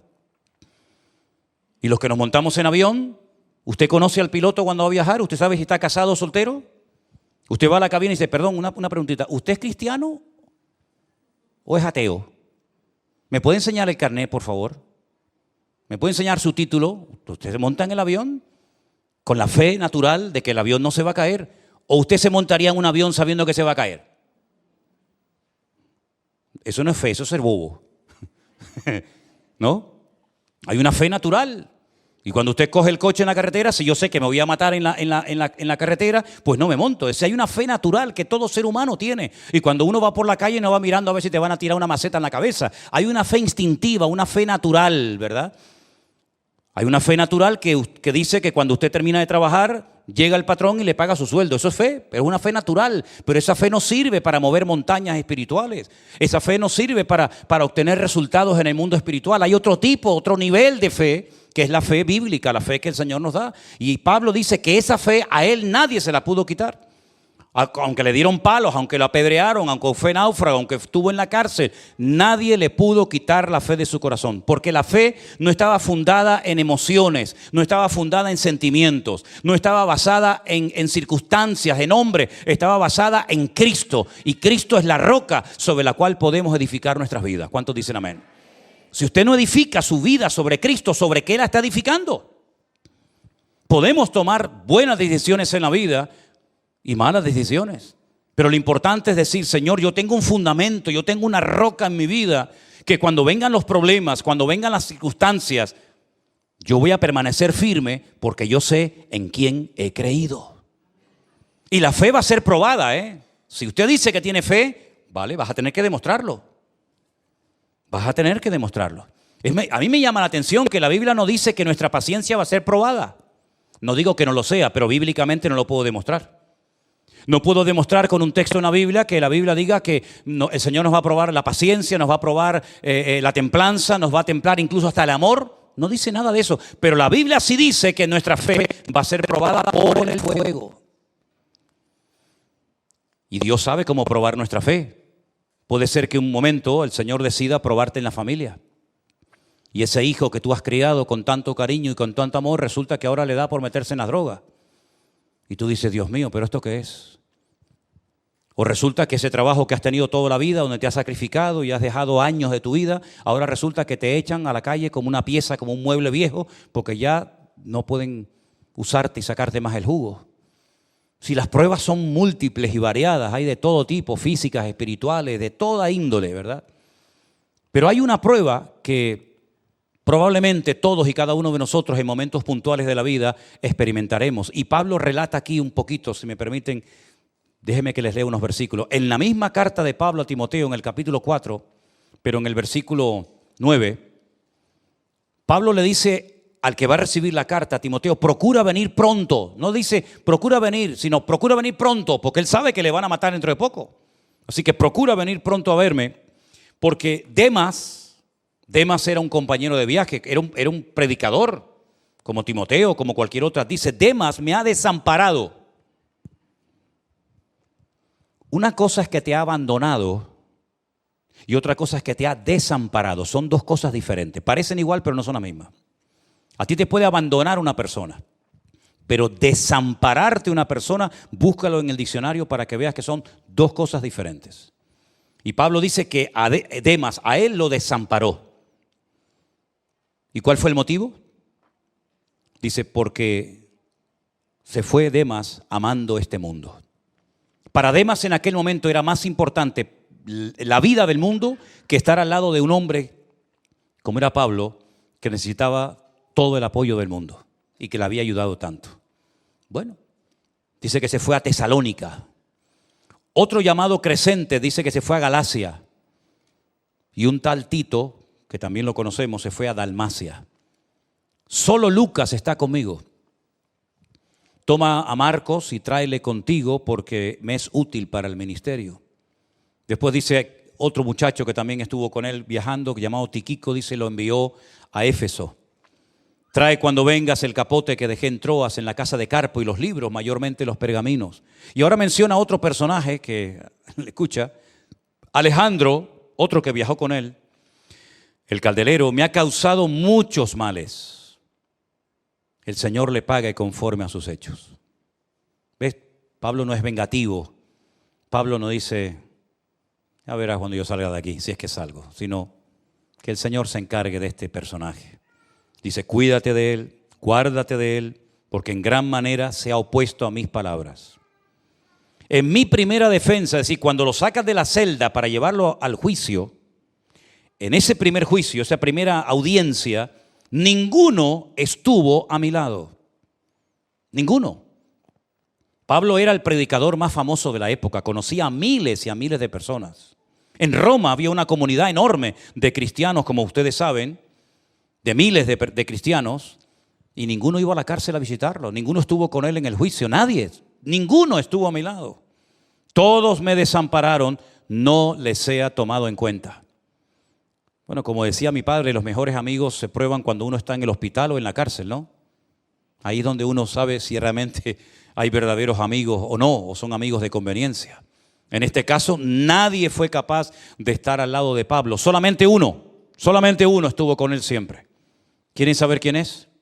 Ponme el versículo 17, por favor, si eres tan amable. Léalo conmigo. ¿Quién estuvo con él? El Señor. Dígalo otra vez. El Señor. ¿De qué Señor estamos hablando? Del Señor Jesucristo, al que hemos cantado, al que hemos adorado, al que le hemos dicho: a ti la honra, la gloria, el imperio por los siglos de los siglos, amén. Ese Señor, dice, estuvo a mi lado y me dio fuerzas para que por mí fuese cumplida la predicación y para que todos los gentiles oyesen. Así fui librado de la boca del león. Ahora tú imagínate, un hombre conocido, un hombre que ha dado su vida por el evangelio, un hombre que ha levantado iglesias por todas partes, un hombre que ha ayudado a pastores, un hombre que le ha dado oportunidad a cantidad de gente. Resulta que en el momento más duro y difícil de su vida, nadie está con él, nadie lo va a visitar, nadie dice: oye, Pablo, te hace falta algo, Pablo, necesitas algo. Si pide el capote, el manto, es porque tenía frío. Es que a nadie se le ocurrió llevarle una manta a este hombre, a nadie se le ocurrió ir a visitarlo, a llevarle una tacita de caldo caliente, a nadie se le ocurrió nada, ni por ahí te pudras, amigo. Pero Pablo está relajado y tranquilo porque dice: ¿saben una cosa, hermanos? Pero el Señor estuvo conmigo y me libró de la boca del león, del diablo, y me dio fuerza. Y el hombre sigue predicando a pesar de que sabe que lo van a matar por predicar el evangelio. Y dice: y el Señor me librará de toda obra mala y me preservará para su reino celestial. ¿Y cómo concluye esta conversación? Dándole al Señor toda la gloria y la honra. A Él sea la gloria por los siglos de los siglos. Amén. Así muere un valiente. Así no muere un mequetrefe, un pelele, un hombre que es ahora sí y mañana no. Así mueren los valientes, los hombres de Dios. Como él dijo: yo sé en quién he creído. Me abandonó este, me traicionó el otro, me criticó fulano, este me causó males, pero el Señor estuvo a mi lado y me dio fuerzas porque yo sé en quién he creído. Bendito sea Dios. Y esa es la fe que nos va a ayudar a sobrevivir en estos tiempos. Esa es la fe que necesitamos todos, los casados, los solteros, los mayores, los jóvenes. Esta es la fe que necesitamos urgentemente para poder vivir una vida cristiana victoriosa. Para poder discernir si el tiempo que estoy invirtiendo con alguien, escúchalo bien, o con algo, merece la pena. No te encariñes, no te enamores, no pierdas el tiempo con lo que no es de Dios, porque te vas a llevar una desilusión. Y hay heridas que es muy difícil que se curen, aunque pase mucho tiempo. A mí me llama la atención, y lo dije esta mañana, y es algo que llevo días y bueno, meses diría yo, dándole vueltas a todo esto en mi corazón, levantándome a veces muy temprano de madrugada y dándole vueltas a todo esto, porque a mí, y perdonen que insista, pero es que necesito insistir en esto, me llamó poderoso. De hecho, si después quieren verlo, mi Biblia subrayé esa parte cuando Pablo dice: he peleado la buena batalla. La buena, no la mala, la buena. Y yo le preguntaba al Señor, decía: Señor, ¿hay batallas malas? Como cristiano, ¿hay batallas en las que no tenemos que meternos nunca? Claro que sí. Hay batallas donde puedes perder la vida. Hay batallas de las que puedes salir herido para siempre. Hay batallas en las que puedes arrastrar a tu familia y a tus seres queridos y que pierdan la vida.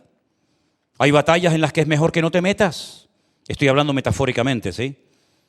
Hay batallas en las que no pierdas el tiempo, no te ilusiones, no te encariñes, porque la vas a perder, porque no está el Señor en esa batalla. Porque cuando peleamos por algo o por alguien donde el Señor está, bendito sea Dios, lloramos, sufrimos, lo que haga falta, porque sé que en esa batalla, porque sé que en ese esfuerzo Dios está conmigo. Sea hijo, sea marido, sea esposa, sea lo que sea. Cada uno sabrá a lo que me refiero. Pero hay otras batallas que mejor que te salgas corriendo cuanto antes. Y permítame poner algunos ejemplos, porque yo le decía al Señor, Señor, enséñame, yo quiero aprender de ti. Yo no tengo pastor. Yo no tengo pastor hace 40 años.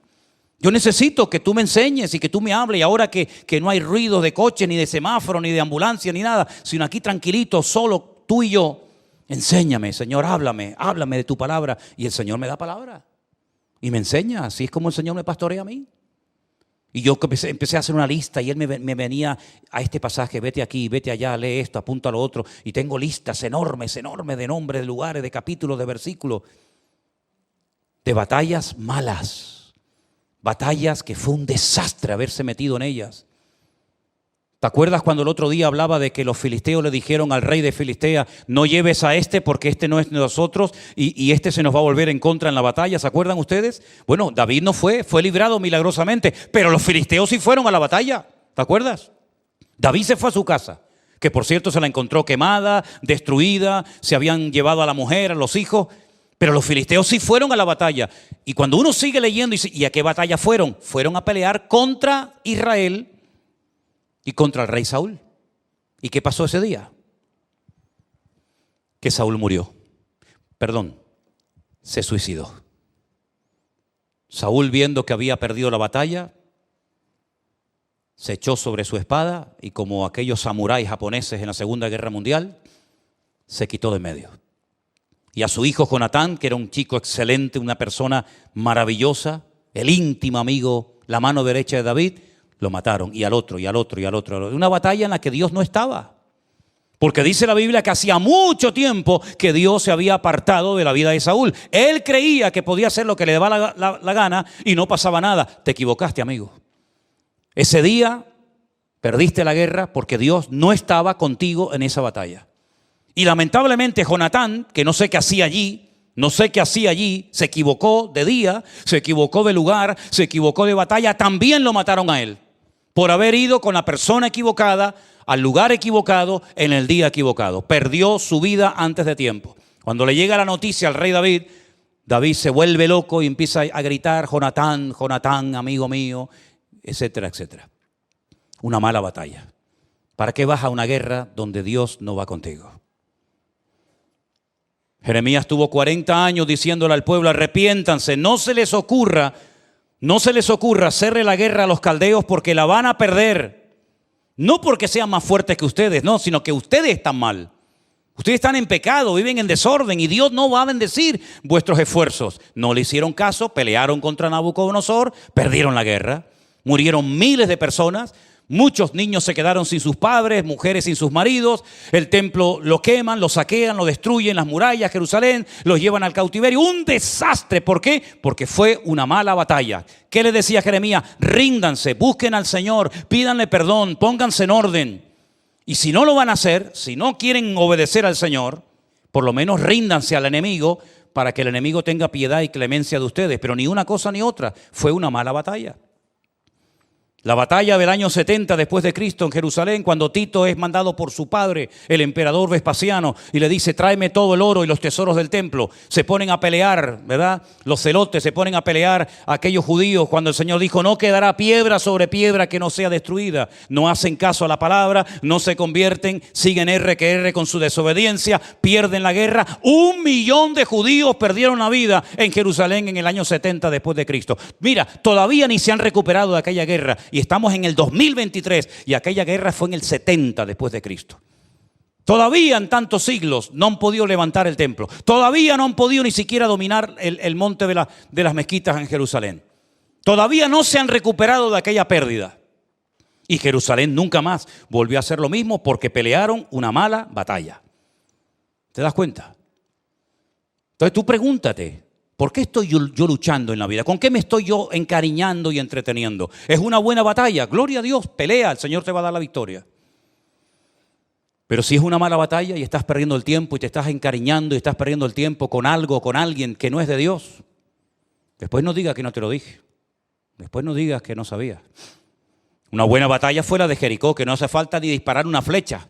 Una buena batalla fue la de Jericó, que el Señor le dijo, tranquilo, den vueltas. y vueltas, y al final de los 7 días den otras 7 vueltas y griten y las murallas cayeron solas. Eso es una batalla que da gusto ir a ella, ¿sí o no? Eso es una maravilla. Batalla buena eran las que hacía David, que con una honda, con una piedra, mataba a un gigante y hacía correr a los filisteos como si fueran gallinas. Eso sí que eran buenas batallas. Una buena batalla fue la de Gedeón. Aquella noche con 300 campesinos, con un shofar en la mano y con un candil en la otra, asustó al enemigo, a 1,5 millones de soldados, los puso a correr con 300 campesinos. Eso sí que fue una buena batalla. ¿Pero por qué son buenas batallas? Porque Dios estaba en aquellos esfuerzos. Porque Dios estaba con aquellos hombres, con Gedeón, con David, con otras personas. Pero malas batallas son aquellas donde sales herido. Malas batallas son aquellas que se pierden.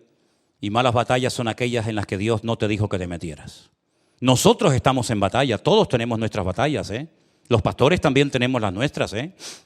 Nosotros hemos estado librando una batalla hasta el otro día terrible, ¿eh? Terrible.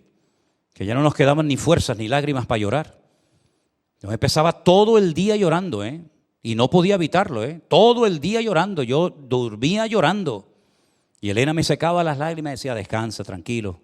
Todo está bajo control del Señor. Y venga a llorar, y venga a llorar. Y yo iba conduciendo y venga a llorar. Y no podía parar de llorar. Y me paraba en los semáforos y miraba a un lado. Y la gente me miraba así de reojo diciendo, uy, mira, ahí hay un loco. Y salía a pasear al perro y venga a llorar todo el santo día con esa cosa en el corazón. Una batalla a vida o muerte. Pero la ganamos en el nombre de Jesús. La ganamos en el nombre de Cristo. Y cuando hace 2 domingos le dije, Señor, yo voy a hablar en tu nombre en fe. Y yo voy a decir que voy a ir con mi familia a Israel en el nombre de Jesús. Y al día siguiente le dije, Señor, yo prediqué y te puse a ti en alto. Ahora no me dejes a mí en más lugar. Respáldame, Señor. Y el Señor nos respaldó. Pero hay que pelear la batalla. Porque antes de una gran victoria viene una gran aflicción, un gran problema. ¿Te das cuenta? Entonces pregúntate honestamente. ¿Estoy peleando, estoy librando una buena batalla? ¿Merece la pena luchar por este? ¿O por esta? ¿O por esto? ¿O por aquello? ¿Merece la pena? Si Dios te da confirmación, adelante. Porque las armas de nuestra milicia no son carnales, pero son poderosas en Dios. Para destruir fortalezas, argumentos, derribar altivez, llevar pensamientos a la obediencia de Cristo. En fin, ya saben todo eso. Si hay alguien en la Biblia que utiliza constantemente términos militares, ese es Pablo. O habla de espada, o habla de escudo, o habla de lanza, o habla de guerra, o habla de soldados. Constantemente está hablando en términos militares. Pero es que él dice que nosotros, nuestra lucha no es contra sangre y carne, como en la época de los filisteos, los amorreos, Gedeón. No, nuestra lucha es real, no contra personas, pero contra demonios. Yo he peleado con demonios, así literalmente te digo, ¿eh? Y los demonios han peleado contra nosotros. Y hemos peleado en oración de rodillas, que es como mejor se ganan las batallas. Cuando te rindes a Cristo y el Señor te sorprende, la lucha es real. Si no es ahora, será mañana, y si no, pasado mañana. Pero lucharás con tus hijos, lucharás con tus nietos, lucharás con el matrimonio, lucharás en el ministerio, lucharás en el trabajo. La vida es lucha, lucha constante y permanente. Y el mundo intenta camuflar esta guerra con mentiras. Todo está bien, todo se va a arreglar, no pasa nada, todo va a cambiar, las guerras van a desaparecer. Mira todo lo que hicieron los hippies, las canciones, las poesías, las manifestaciones. Vamos por un mundo mejor, paz y amor, dejemos la guerra, ¿verdad? El mundo todo es mentira y más mentiras y venga mentira. Lo único que es verdad y permanece para siempre es Dios y su palabra. Y Él dice, pelearán contra ti, pero no te vencerán. Porque yo estoy contigo, dice el Señor. Así que no te hagas ilusiones de que este mundo va a ir a mejor. Eso es mentira. Es rotundamente falso. Rotundamente falso. Los ricos cada vez serán más ricos. Los pobres cada vez serán más pobres. Los sinvergüenzas cada vez robarán más. Y así es la vida, llena de injusticias, de mentiras, ¿verdad? De corrupción, de inmoralidad. Pero nosotros sabemos en quién hemos creído. Y yo quiero terminar mis días diciendo, he peleado la buena batalla. He acabado la carrera y he guardado la fe. Le dije a Marco esta mañana, si tú me tienes que enterrar a mí en vez de yo a ti, quiero que me pongan este versículo en la lápida. Y cuando me vayan a ver, si es que me van a ver, si no me van a ver no me va a importar lo más mínimo, porque voy a estar muy ocupado en otras cosas. Quiero que me pongan Manolo Sierra, José Manuel Sierra. Aquí descansa José Manuel Sierra, el que dijo: he peleado la buena batalla, he acabado la carrera, he guardado la fe. ¿Tú lo quieres terminar así tus días? ¿O quieres terminar tus días loco como una cabra, desesperado, amargado y deprimido? ¿O quieres terminar con la fe en el Señor, en victoria para la honra y la gloria del Señor? De ti depende, mi querido hermano y hermana. Cierra tus ojos. Oramos en esta noche a nuestro buen Dios. Y le pedimos a Él que nos fortalezca en la fe, para que no tiremos la toalla, ni perdamos el tiempo en cosas que no sirven para nada. La vida es corta, dice la Biblia, que es como neblina que pasa. Y hay que aprovechar bien los tiempos. Por lo menos en mi caso, a mí me queda menos vida que la que ya he vivido. Lógicamente, es normal. En la vida de otros muchachos aquí, de otros jovencitos, os queda más vida que la que habéis vivido. Pero sea como sea, tarde o temprano, nos tenemos que ir. Cuando te vayas, vete bien. No te vayas diciendo: qué asco de vida, he perdido mi vida, sino decir: Señor, gracias, porque te conocí, te serví y me esforcé por tu reino y por tu obra. Te damos muchas gracias, Señor, por tu palabra. Te damos muchas gracias por tu paciencia, por tu misericordia, Señor. Te damos muchas gracias porque tú nos fortaleces cada día. Y yo pido, Señor, en el nombre de Jesús, que nos fortalezcas en la fe, que nos mantengas firmes en tus caminos, que nunca te abandonemos por nada ni por nadie, y que tú nos guardes del maligno, que tu mano, Señor, sea poderosa con nosotros, y que veamos tu gloria todos y cada uno de los días de nuestra vida. Gracias, oh Dios, por haber llegado hasta aquí. Dígale al Señor: gracias, porque hasta aquí he podido llegar. A trancas, a barrancas, con luchas, con pruebas, con llantos, con lo que tú quieras, pero gloria a Dios, hasta aquí he llegado. Y me encuentro esta tarde en este lugar para decir: gracias, Señor, por la vida, que es lo más importante de la vida. La vida es lo más importante de la vida. Y todavía, mientras tenemos vida, tenemos esperanza. Y tenemos esperanza porque estamos con vida. Así que gloria a Dios por su misericordia, gloria a Dios por sus bondades. Y le daremos siempre a Él toda la gloria y la honra, en el bendito nombre de Jesús. Amén, amén y amén. Hermanos, les invito a ponerse de pie conmigo, por favor. Estamos ya prácticamente terminando esta reunión.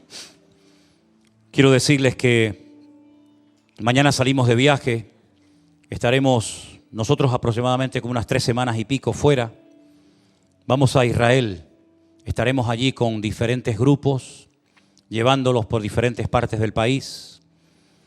Estaremos donde murió Saúl, estaremos donde murió Jesucristo, donde fue crucificado y resucitado. Estaremos orando por ustedes y confiando de que ustedes también lo estarán haciendo por nosotros. Estaremos una primera semana como familia. Por primera vez en 20 años, una empresa llamada Sarel nos regalan absolutamente todo durante una semana para estar con mi familia tranquilos, que lo necesitamos muchísimo.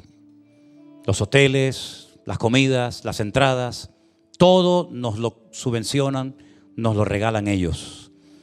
Y es un sueño que yo he tenido por más de 20 años. Señor, permíteme algún día poder viajar con mi familia. En aquel momento no existía Adriel, ahora ya somos 5 y medio en casa. Así es que doy gracias al Señor porque en ningún momento tuve dudas de que podíamos hacer ese viaje, aunque la gente me decía: suspéndelo porque sabe lo que ha pasado con Miriam y pasa esto y puede pasar lo otro y no sé qué y no sé cuánto. Yo dije: el Señor no hace las cosas mal.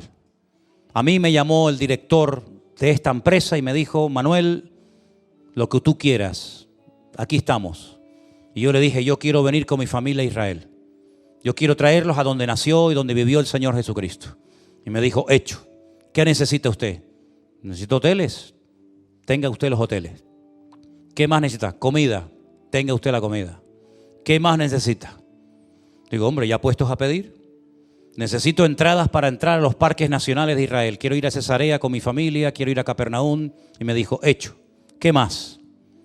Y ya me daba vergüenza. Y le dije hoy a una que me llamó de allí, Le digo, mira, ¿te puedo pedir una cosita más? Dice, lo que usted quiera. Y le dije, yo quiero que me den las entradas gratis para navegar gratis en el barco que va por el mar de Galilea. Y me dijo, hecho. Y me dijo algo más y ya me dio vergüenza. Y le digo, una cosita más. Necesito que un coche nos ayude a llevar las maletas del hotel a donde vamos a ir. Me dijo, hecho. Y ya dije, voy a parar porque ya me da vergüenza. Le iba a decir, deme un cacho del muro del muro de los lamentos que me lo traigo para Tenerife. Ya eso es mucho pedir. Así que doy gracias al Señor porque el Señor ha obrado, sigue obrando y tenemos que seguir orando, ¿verdad? Y confiamos de que podamos tener este viaje. Y yo dije aquí, y si eso se llama profecía, pues profecía, me da igual el título. Yo dije aquí, yo sacaré un selfie desde Jerusalén y ustedes verán que el Señor nos permitió ir con mi familia, que era el sueño de toda la vida, y le dije, Señor, ya después, ya estoy en paz. Y el Señor ha sido muy bueno con nosotros. Y yo le doy toda la gloria y la honra a mi Señor en esta noche. A Él la gloria, a Él la honra. Aleluya. Gracias, Señor. Aleluya. Rey de reyes, Señor de señores, admirable. Consejero, Dios fuerte, Manuel, Dios con nosotros. El Cordero que fue inmolado, el signo de tomar el poder, las riquezas, la sabiduría, la fortaleza, la honra, la gloria y la alabanza por los siglos de los siglos. Amén. Cántelo conmigo. Aleluya. La fortaleza, la honra, la gloria y la alabanza por los siglos de los siglos. Amén. Canten ustedes, hermanos, quisiera oírles. Rey de reyes. Aleluya. Gracias, Señor, te alabamos. Consejeros.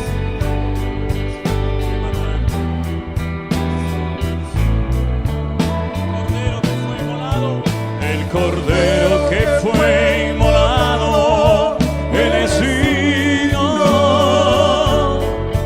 de tomar el poder, las riquezas, la sabiduría, la fortaleza, la honra, la gloria y la alabanza por los siglos de los siglos.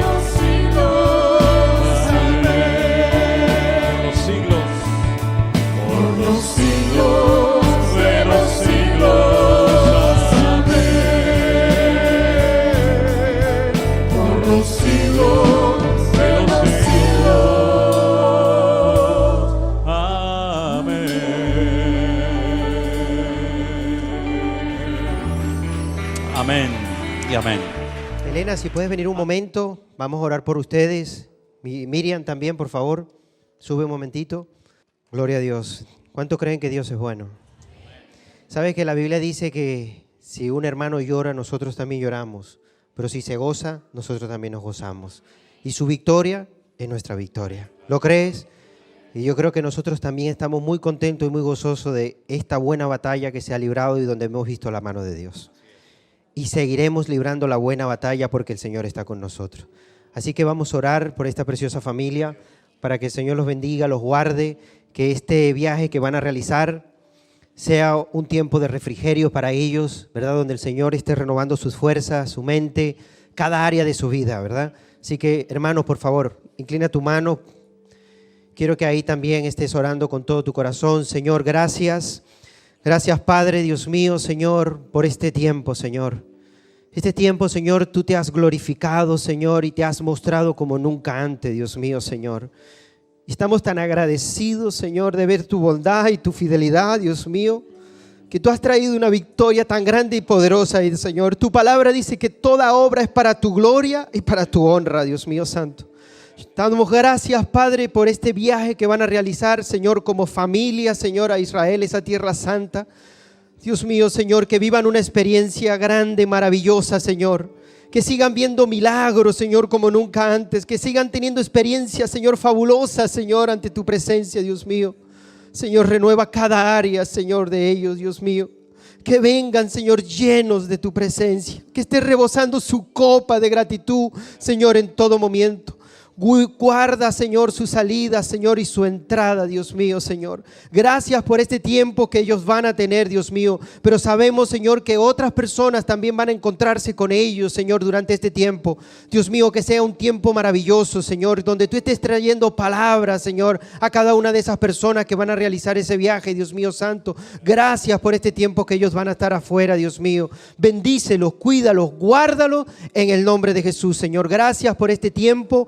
Gracias por tu palabra que hoy has traído a nuestros corazones, Dios mío. Ayúdanos a ponerla en práctica cada día en nuestras vidas, Señor. Y que cuando salgamos por esta puerta, Señor, nuestra confianza está puesta a ti, Dios mío. Gracias por todo. A ti toda la gloria y toda la honra en el nombre poderoso de Jesús. Amén y amén. Le damos un fuerte aplauso al Señor. Amén.